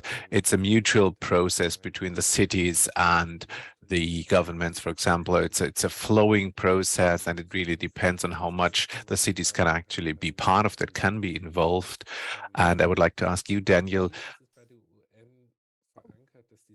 how is it basically stated with the United Nations that cities can basically play a more active role, that they can actually have an influence in this process on how we address the climate crisis, for example? Yeah, absolutely. And look, I think those reflections from earlier, Susan Aitken, the experience of sort of COP26, and then sort of comparing that another time. But yeah, we'd be interested to hear your input or your opinion of COP27 as well. We're currently sort of in planning for COP28 and some activities of city engagement that we're going to be doing there. Look, I would say that the areas where cities have had the most influence, in my opinion, at the UN level is through kind of these network relations. So I think in climate, there's been sort of, variable levels of input and involvement into those discussions.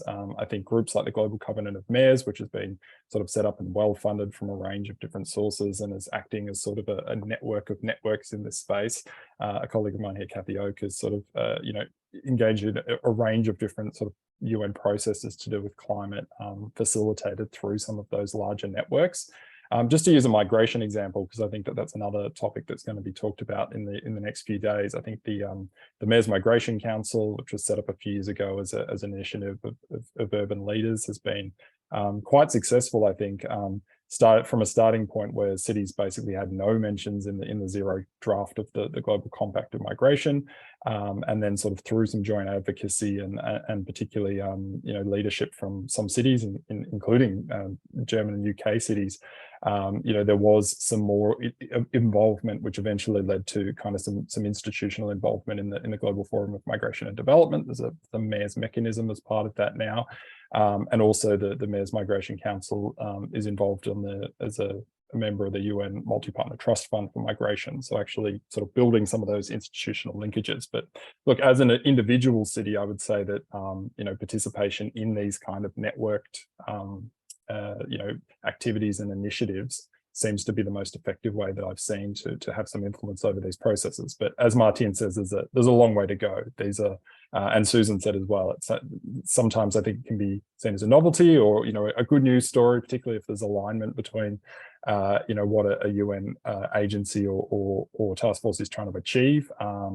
But equally, these are state-led forums, and the input isn't always taken on board or sort of seen in the outcomes of these discussions. Vielen Dank. Und es ist jetzt 12:20. Well, thank you very much. I think let's have 5 more minutes and then have our lunch break. So, David Linse, City of Mannheim. Hello. Well, thank you very much. I'd like to keep it short in regard of the lunch break. I think I wanted to address what Daniel just said. I totally agree, and I would also like to reiterate that it is really, really vital that we as municipalities become more professional, because Daniel already mentioned that we need to try to have the capacities to have the training for what we do. And especially for Germany, I can say that many communities, many municipalities have increased their training. There are, for example, there's the potential to study that. You have can actually make your master in certain studies in this area right now. And I would also like to underline what Daniel said when it comes to strategies. Here, our city, Mannheim, we have made a positive experience with the UN 2030 agenda, which I always call the booster for international relationship of different cities. This Agenda 2030 is something that we have used to develop our overall comprehensive strategy as a city, and in this regard to promote really the cooperation between cities and have it actually stated as a strategic objective of our city. So to have basically a sound fundament that we could be working on. And I would also like to ask, when we're talking about urban diplomacy, and that's how I understood Susan Etkin, for example, that we as cities, that we need to take part in supranational decision processes, both at the UN level, but also at the EU level, from a German point of view. And I think that this is really important, and it becomes quite clear that it's more than just something that's nice to have, but that we as cities need to represent and need to be represented. Our interests need to be represented, and we need to make that much more clearer when talking to our citizens, but also our city councils, that we as cities are active and play an active role in this regard. Well, thank you very much, David Linse. And there's Lloyd Broad from Birmingham also raising his hand. Lloyd, the floor is yours. Thank you very much. Look, just a quick one. I don't want to be the last person to hold people up from their lunch, but somebody mentioned the term earlier today, lived experience, and I think it's a very real concept to think about, because we can have a G7 Urban 7 communique, we can have declarations and agreements, but the reality of what happens in practice is often very, very different. I think most people would know and understand that the UK is a very centralised process, and the ability to have a structured and shared dialogue on key sort of global issues with UK government is a bit of a challenge for cities. So I think the main issue I'd like to sort of raise is the prominence and the importance of urban networks. Clearly, the way in which in the U7 process, they're bringing in the voice of cities is through, for example, the German hosting of G7 was through the Association of German Cities. And my understanding from that process, it was very successful. It initially started with the UK hosting G7 the year before in Cornwall, and the UK core cities organised the U7. Now, there has been quite a significant shift in those 2 years between having zero voice and having some voice, but it's primarily been levered through networks. So the Association of German Cities, UK core cities or UK key cities, you'll have France Urbain and other networks, and we're moving on to Japan. I think this is where we need to really try and mobilise voice and capacity, because we can all beaver away at our city level, try and take control of our own narrative and take control of city diplomacy. But in the broader urban diplomacy, we need strength of voice. So I do think what we're doing between the UK and Germany in this context, using the networks of cities, I think is probably the best way forward to try and get some traction in this dialogue. U7 G7 is one example that needs to widen out into the COP process, the UN dialogues, and all others also. I'll just leave it at there for now. Thank you very much. And the time is really over. But before we go into a break, maybe a last word from my panel, really just like one phrase. What's your next step, except from participating in this conference? What's your next concrete step of defining urban diplomacy and raising the voice of cities? Councillor Etkin. I think I agree with everyone who said that those city networks are absolutely crucial. It's that shared voice, the solidarity between cities, and building and strengthening those are absolutely crucial. So for Glasgow, we'll continue to deepen our engagement with the international networks that we're already involved with as much as possible, particularly as we plan for COP28. Thank you. Martin von der Putten. Der nächste Schritt für Dortmund. Martin, how is the next step with the city of Dortmund? Well, we're working on two topics right now. The first is Rebuild Ukraine. So we had our first workshops today, for example, being held for rebuilding Ukraine, not just showing solidarity, but also having sustainable city development for the Ukraine and implementing the SDGs with a partner city from Ukraine. And in the next years, we will have a much more closer look. That's the second point on Africa and our cooperation with Africa. Because if you look at it from a global perspective, Western Balkans and Africa, for example, have now been put much more into the Russian focus, and so we need to be active to basically counter that and strengthen our cooperation with these regions. Daniel? Yeah, very quickly. Look, I think training for us, continuing to research the area, but we're sort of developing, and as I said, next year delivering in partnership with our Department of Foreign Affairs and Trade, a program of training for city diplomats. So building capacity and resource and expertise in this area is something that I think we're going to be really focused on as a centre.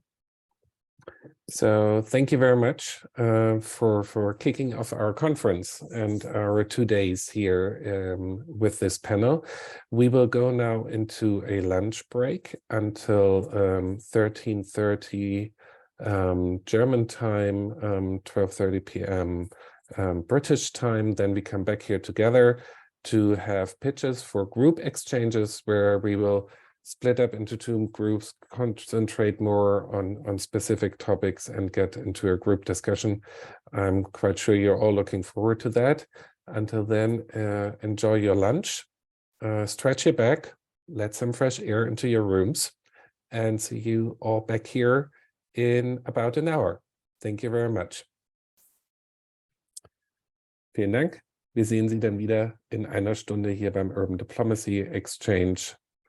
See you in an hour for the Urban Diplomacy Exchange. Have a nice lunch break.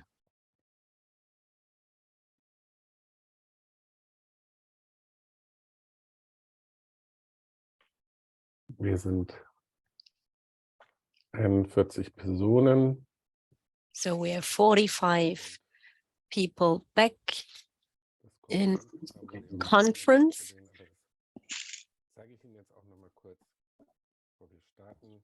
So we continue our conference any second.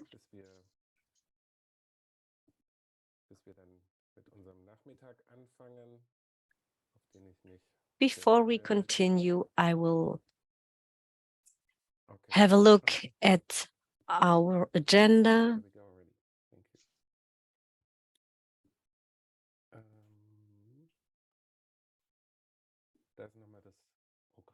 Here you can see our today's program. In case you are not able to follow me in German, please use the English channel. Down at the globe button, you can choose under Interpretation the English channel.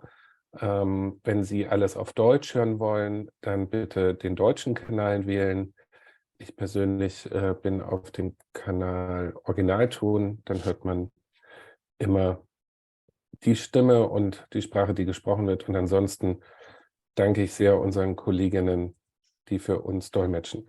Ja, kurz, wir hatten heute schon einen sehr inhaltlich intensiven Vormittag. We had a very intense morning about urban diplomacy. Now we continue from connecting to acting. Today we have a look at concrete topics of international work of municipalities and cities. We have urban diplomacy for peace. This is about examples of 3 cities regarding migration and civil society, and it is about social cohesion. The second group session is at the same time and is about diplomacy for climate action. At 3 p.m. we will gather back in the main room and wrap up today's conference. For tomorrow, our agenda is the following.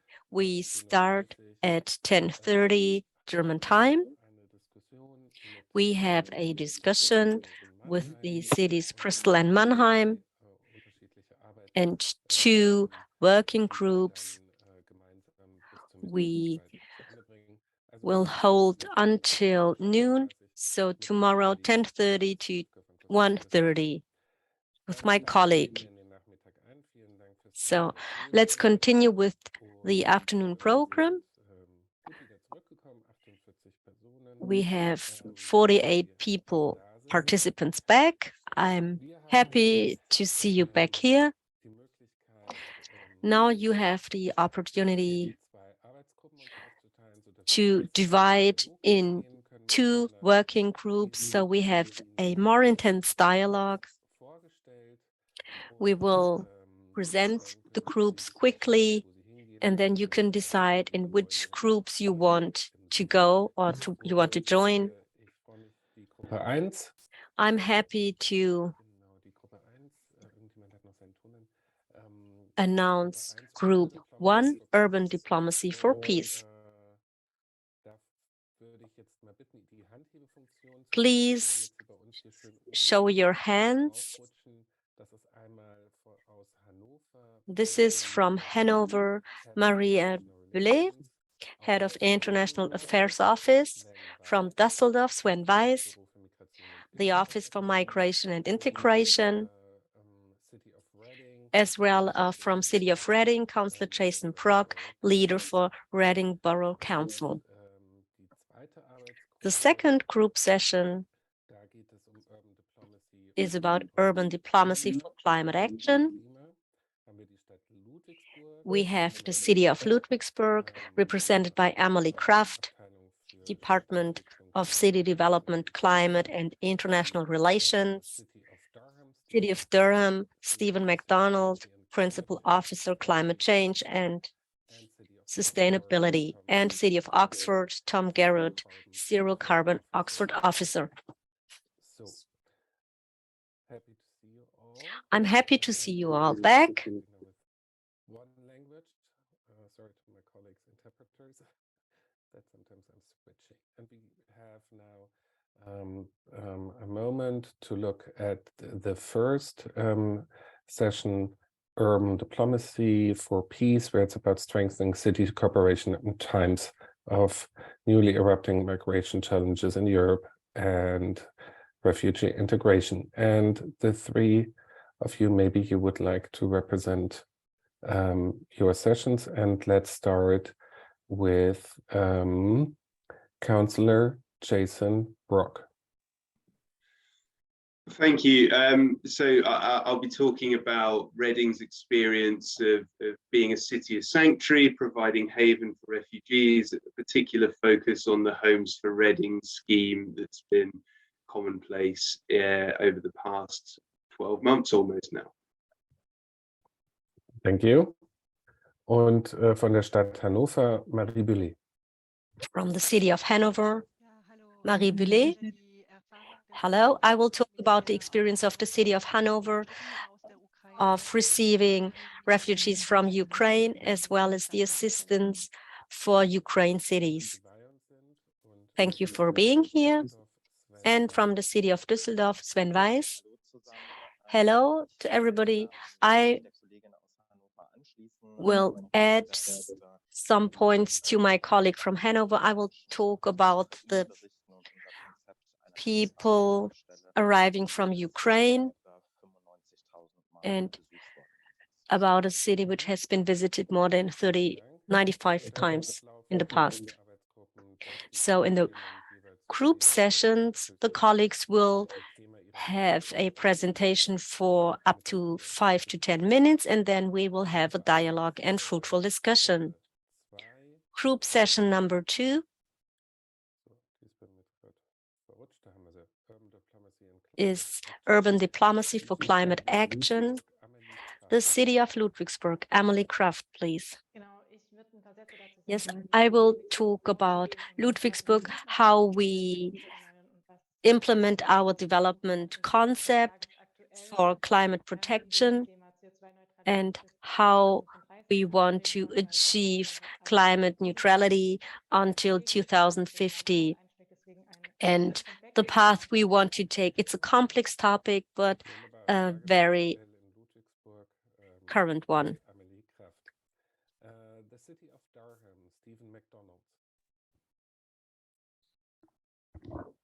Hi, yes, I will be talking about our commitment to climate action, our commitment for the council to become net zero by 2030 and for the county to be net zero by 2045, the partnerships that we are engaging to enable us to do that, and also with specific reference to one of our projects, our business energy efficiency project. Thank you very much, Stephen MacDonald, Senior Sustainability and Climate Change Strategy Officer in Durham. And the City of Oxford, Tom Garrett, Zero Carbon Oxford Officer.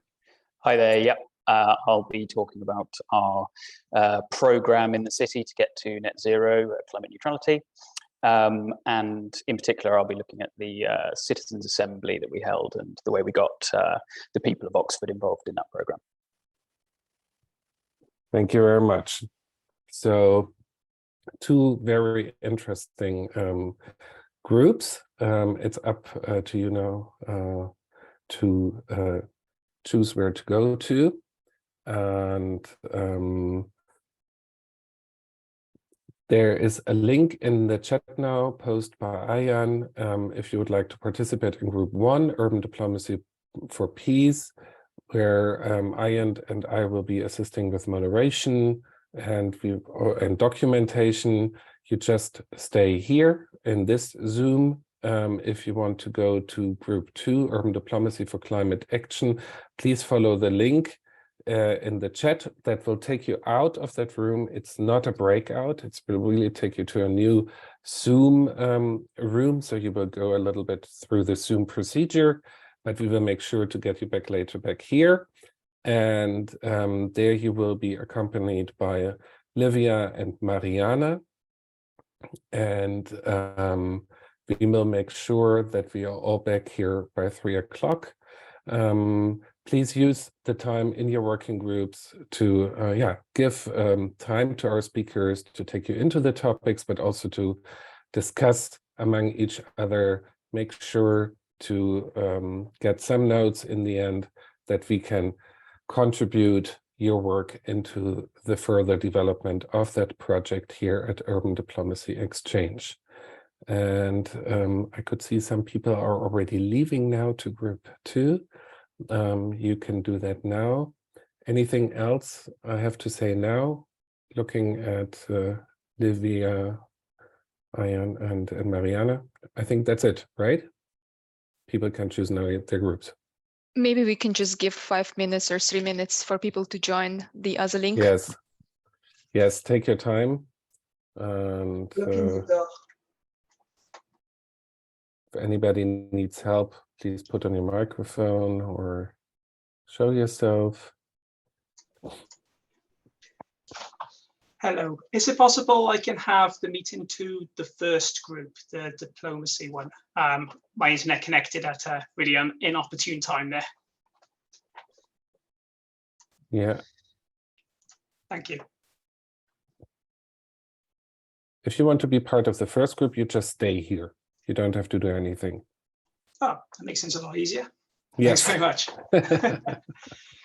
Just the timing of my internet connection there was awful. No, that's Thank you. okay. Good to have you, Adam. No worries. So we're still 34 people in this room. We used, I think we were up at 48, something like that in the beginning. So maybe we can give it a little bit more time. Also, if you could put on now your image so that we see each other. Yeah, could share your screen.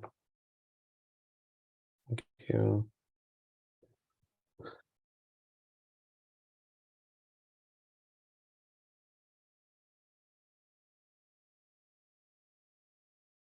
And please also feel free if you didn't manage to get your coffee in time or something. It's okay to leave your desk for a second. Okay, 31 people here. Mm-hmm.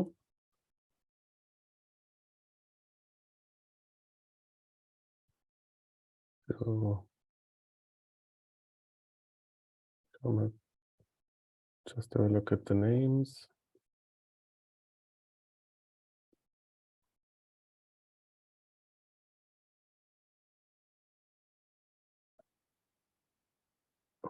Okay.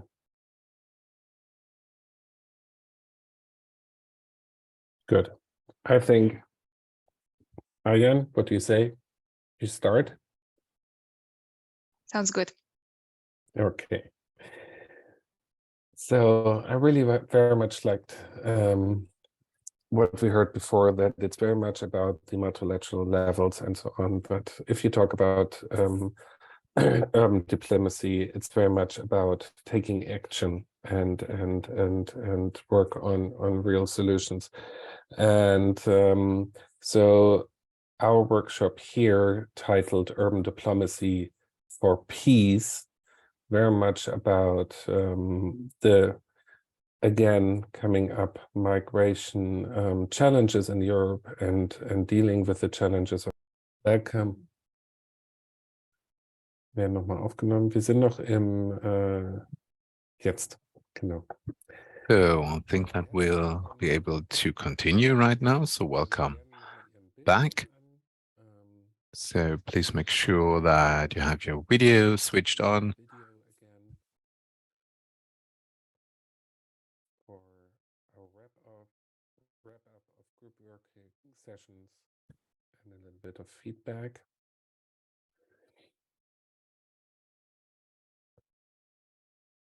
Ja, da ist auch Livia Pichorner. Okay. Ich wollte sicher gehen, dass die Session Heads auch zurück sind. Wunderbar. Vielen Dank. Dann sind wir wieder alle in einem Raum. Vielleicht konnten Sie ja So the session heads, so the heads of session are also back again. And so maybe you could grab a quick coffee in a perfect world when switching from one Zoom room to the next. So let's just summarize a bit. We had two groups. There was Urban Diplomacy for Peace, and the group session 2 was Urban Diplomacy for Climate Action. And now I would like to welcome all of you to share your impressions with us, to give us some feedback that you have from your group session.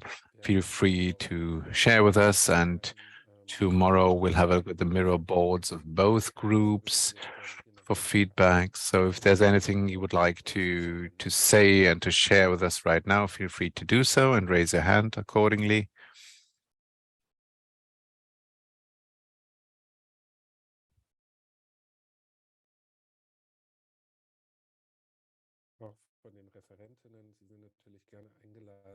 The same applies with regard to our speakers, of course. So I see one raised hand. Hi, Jan. Well, just to give you some feedback from our group, we talked a lot about communication on different levels, so that best practice examples basically take place on all levels and not just on one level. And it's quite a challenge to house and shelter all the incoming refugees and to manage the situation accordingly, so that such an exchange between cities and their good and best practice examples is vital. What was done in all the different cities, what was success or what went wrong, and that was very interesting to hear from other cities as well. But I'd also like to forward this thought to all the participants in those two group sessions, and I would also like to thank the cities of Hanover and Düsseldorf and Reading for these very informative presentations. Yes, they had very good presentations indeed. So Heike Maus, you were part of the group session Diplomacy or Urban Diplomacy for Climate Action. So please switch on your microphone so that we can hear you. I found it very, very interesting to see which integrated concepts or integration concepts were described here.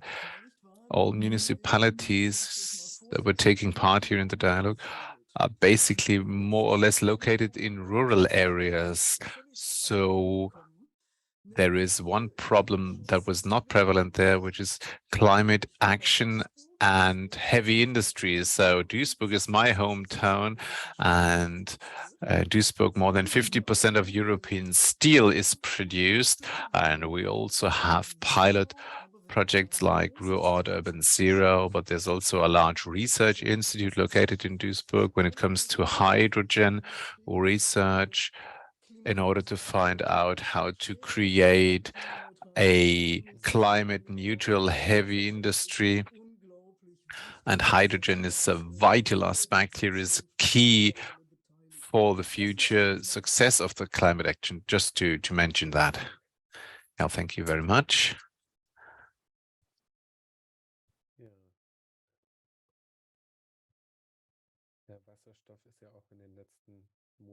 Well, hydrogen has become more and more of a topic throughout the last months.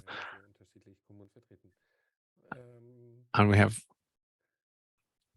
rather different communities represented here. Partners here, something that you would like to share from your working groups?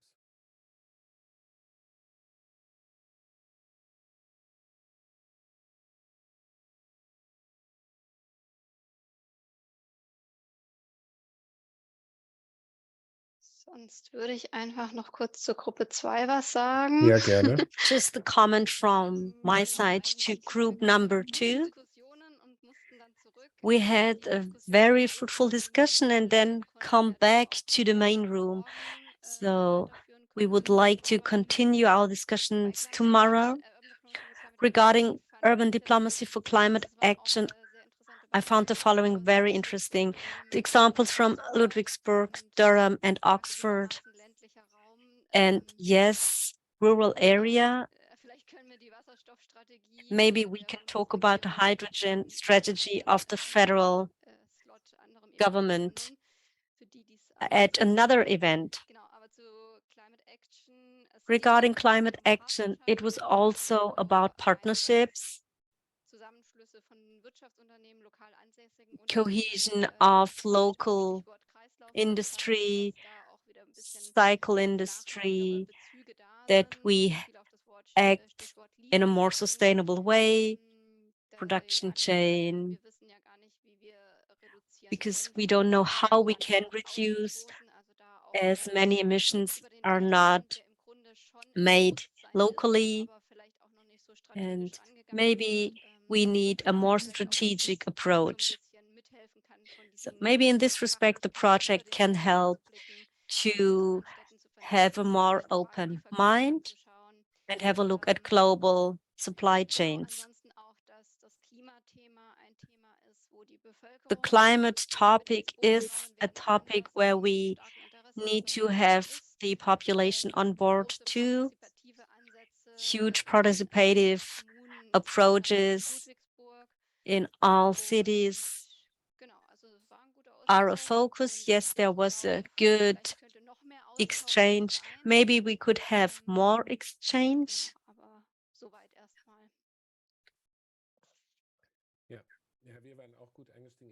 Yes, thank you.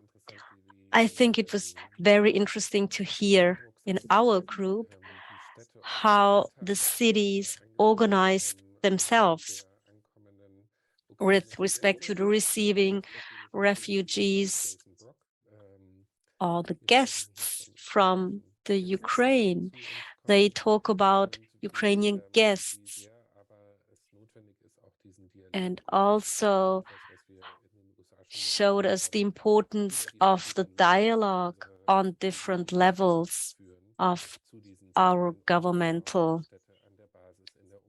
institution, and that we put the discussions on higher levels as well.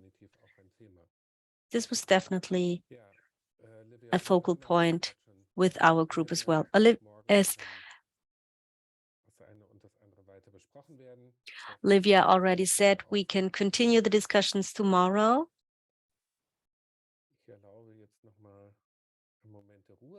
I just wait for a few seconds. If you would like to share something, want to raise a question, or make any comment.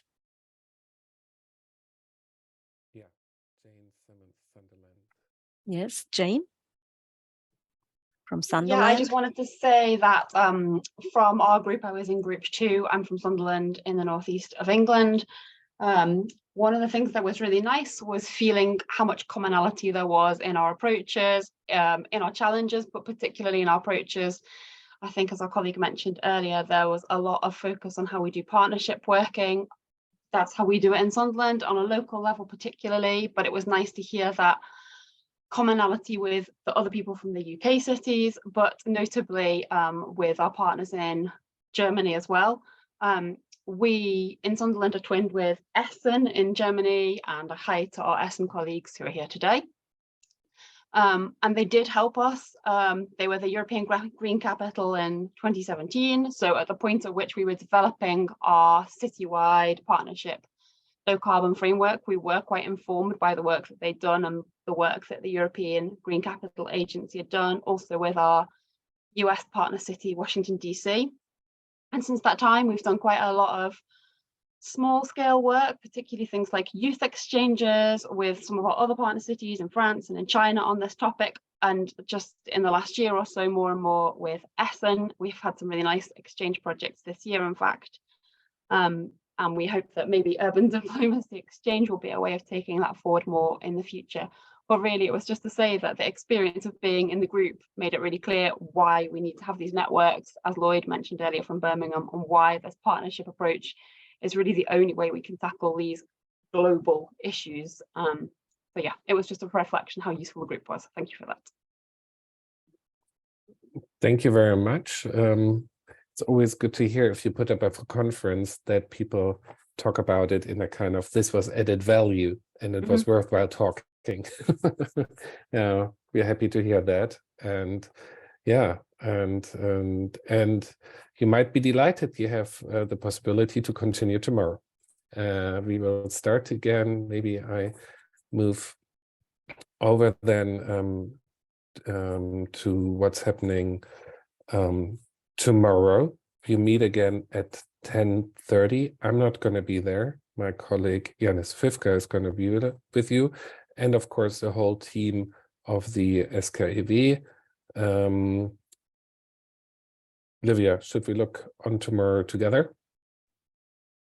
Yeah, maybe shortly. There will be an interesting input about against city diplomacy from Lorenzo Kilgrandi.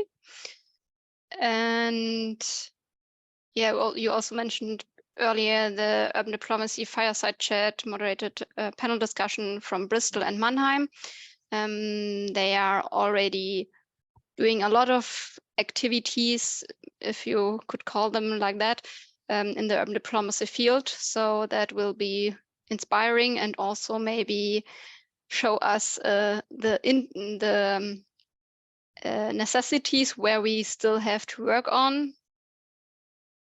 And yeah, then we will go to another interactive exchange. So if you didn't have the opportunity right now to ask your questions, or in our group we came up with more intense questions in the end, so we will also consider those. So think about it, and we hope to see you tomorrow again. Yes, and I'm looking forward that this dialogue between Germany and the United Kingdom on urban diplomacy will continue throughout also the next year. So this was a very inspiring initial day also for me. That said, you all have the link to join us tomorrow again. In the chat, you find again the program. Thank you, Ayan. And from my side, thank you very much to all speakers. Thank you very much to our interpreters to help us through the day. And looking forward to see also the Miro boards tomorrow from our working groups. And also tomorrow we will have a look at the graphic recording done by Sebastian Lösche today. So you can relax now and probably go back to your filled up email accounts or whatever was put out of our view on your desks. But please don't forget to stretch your back, get some fresh air, relax your eyes, and have a great and fruitful discussion tomorrow. You can turn on your mics now, and we say goodbye to Arja.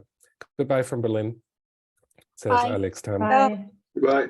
Goodbye. Goodbye. Bye. Bye from Cardiff. Bye. Goodbye from Leeds.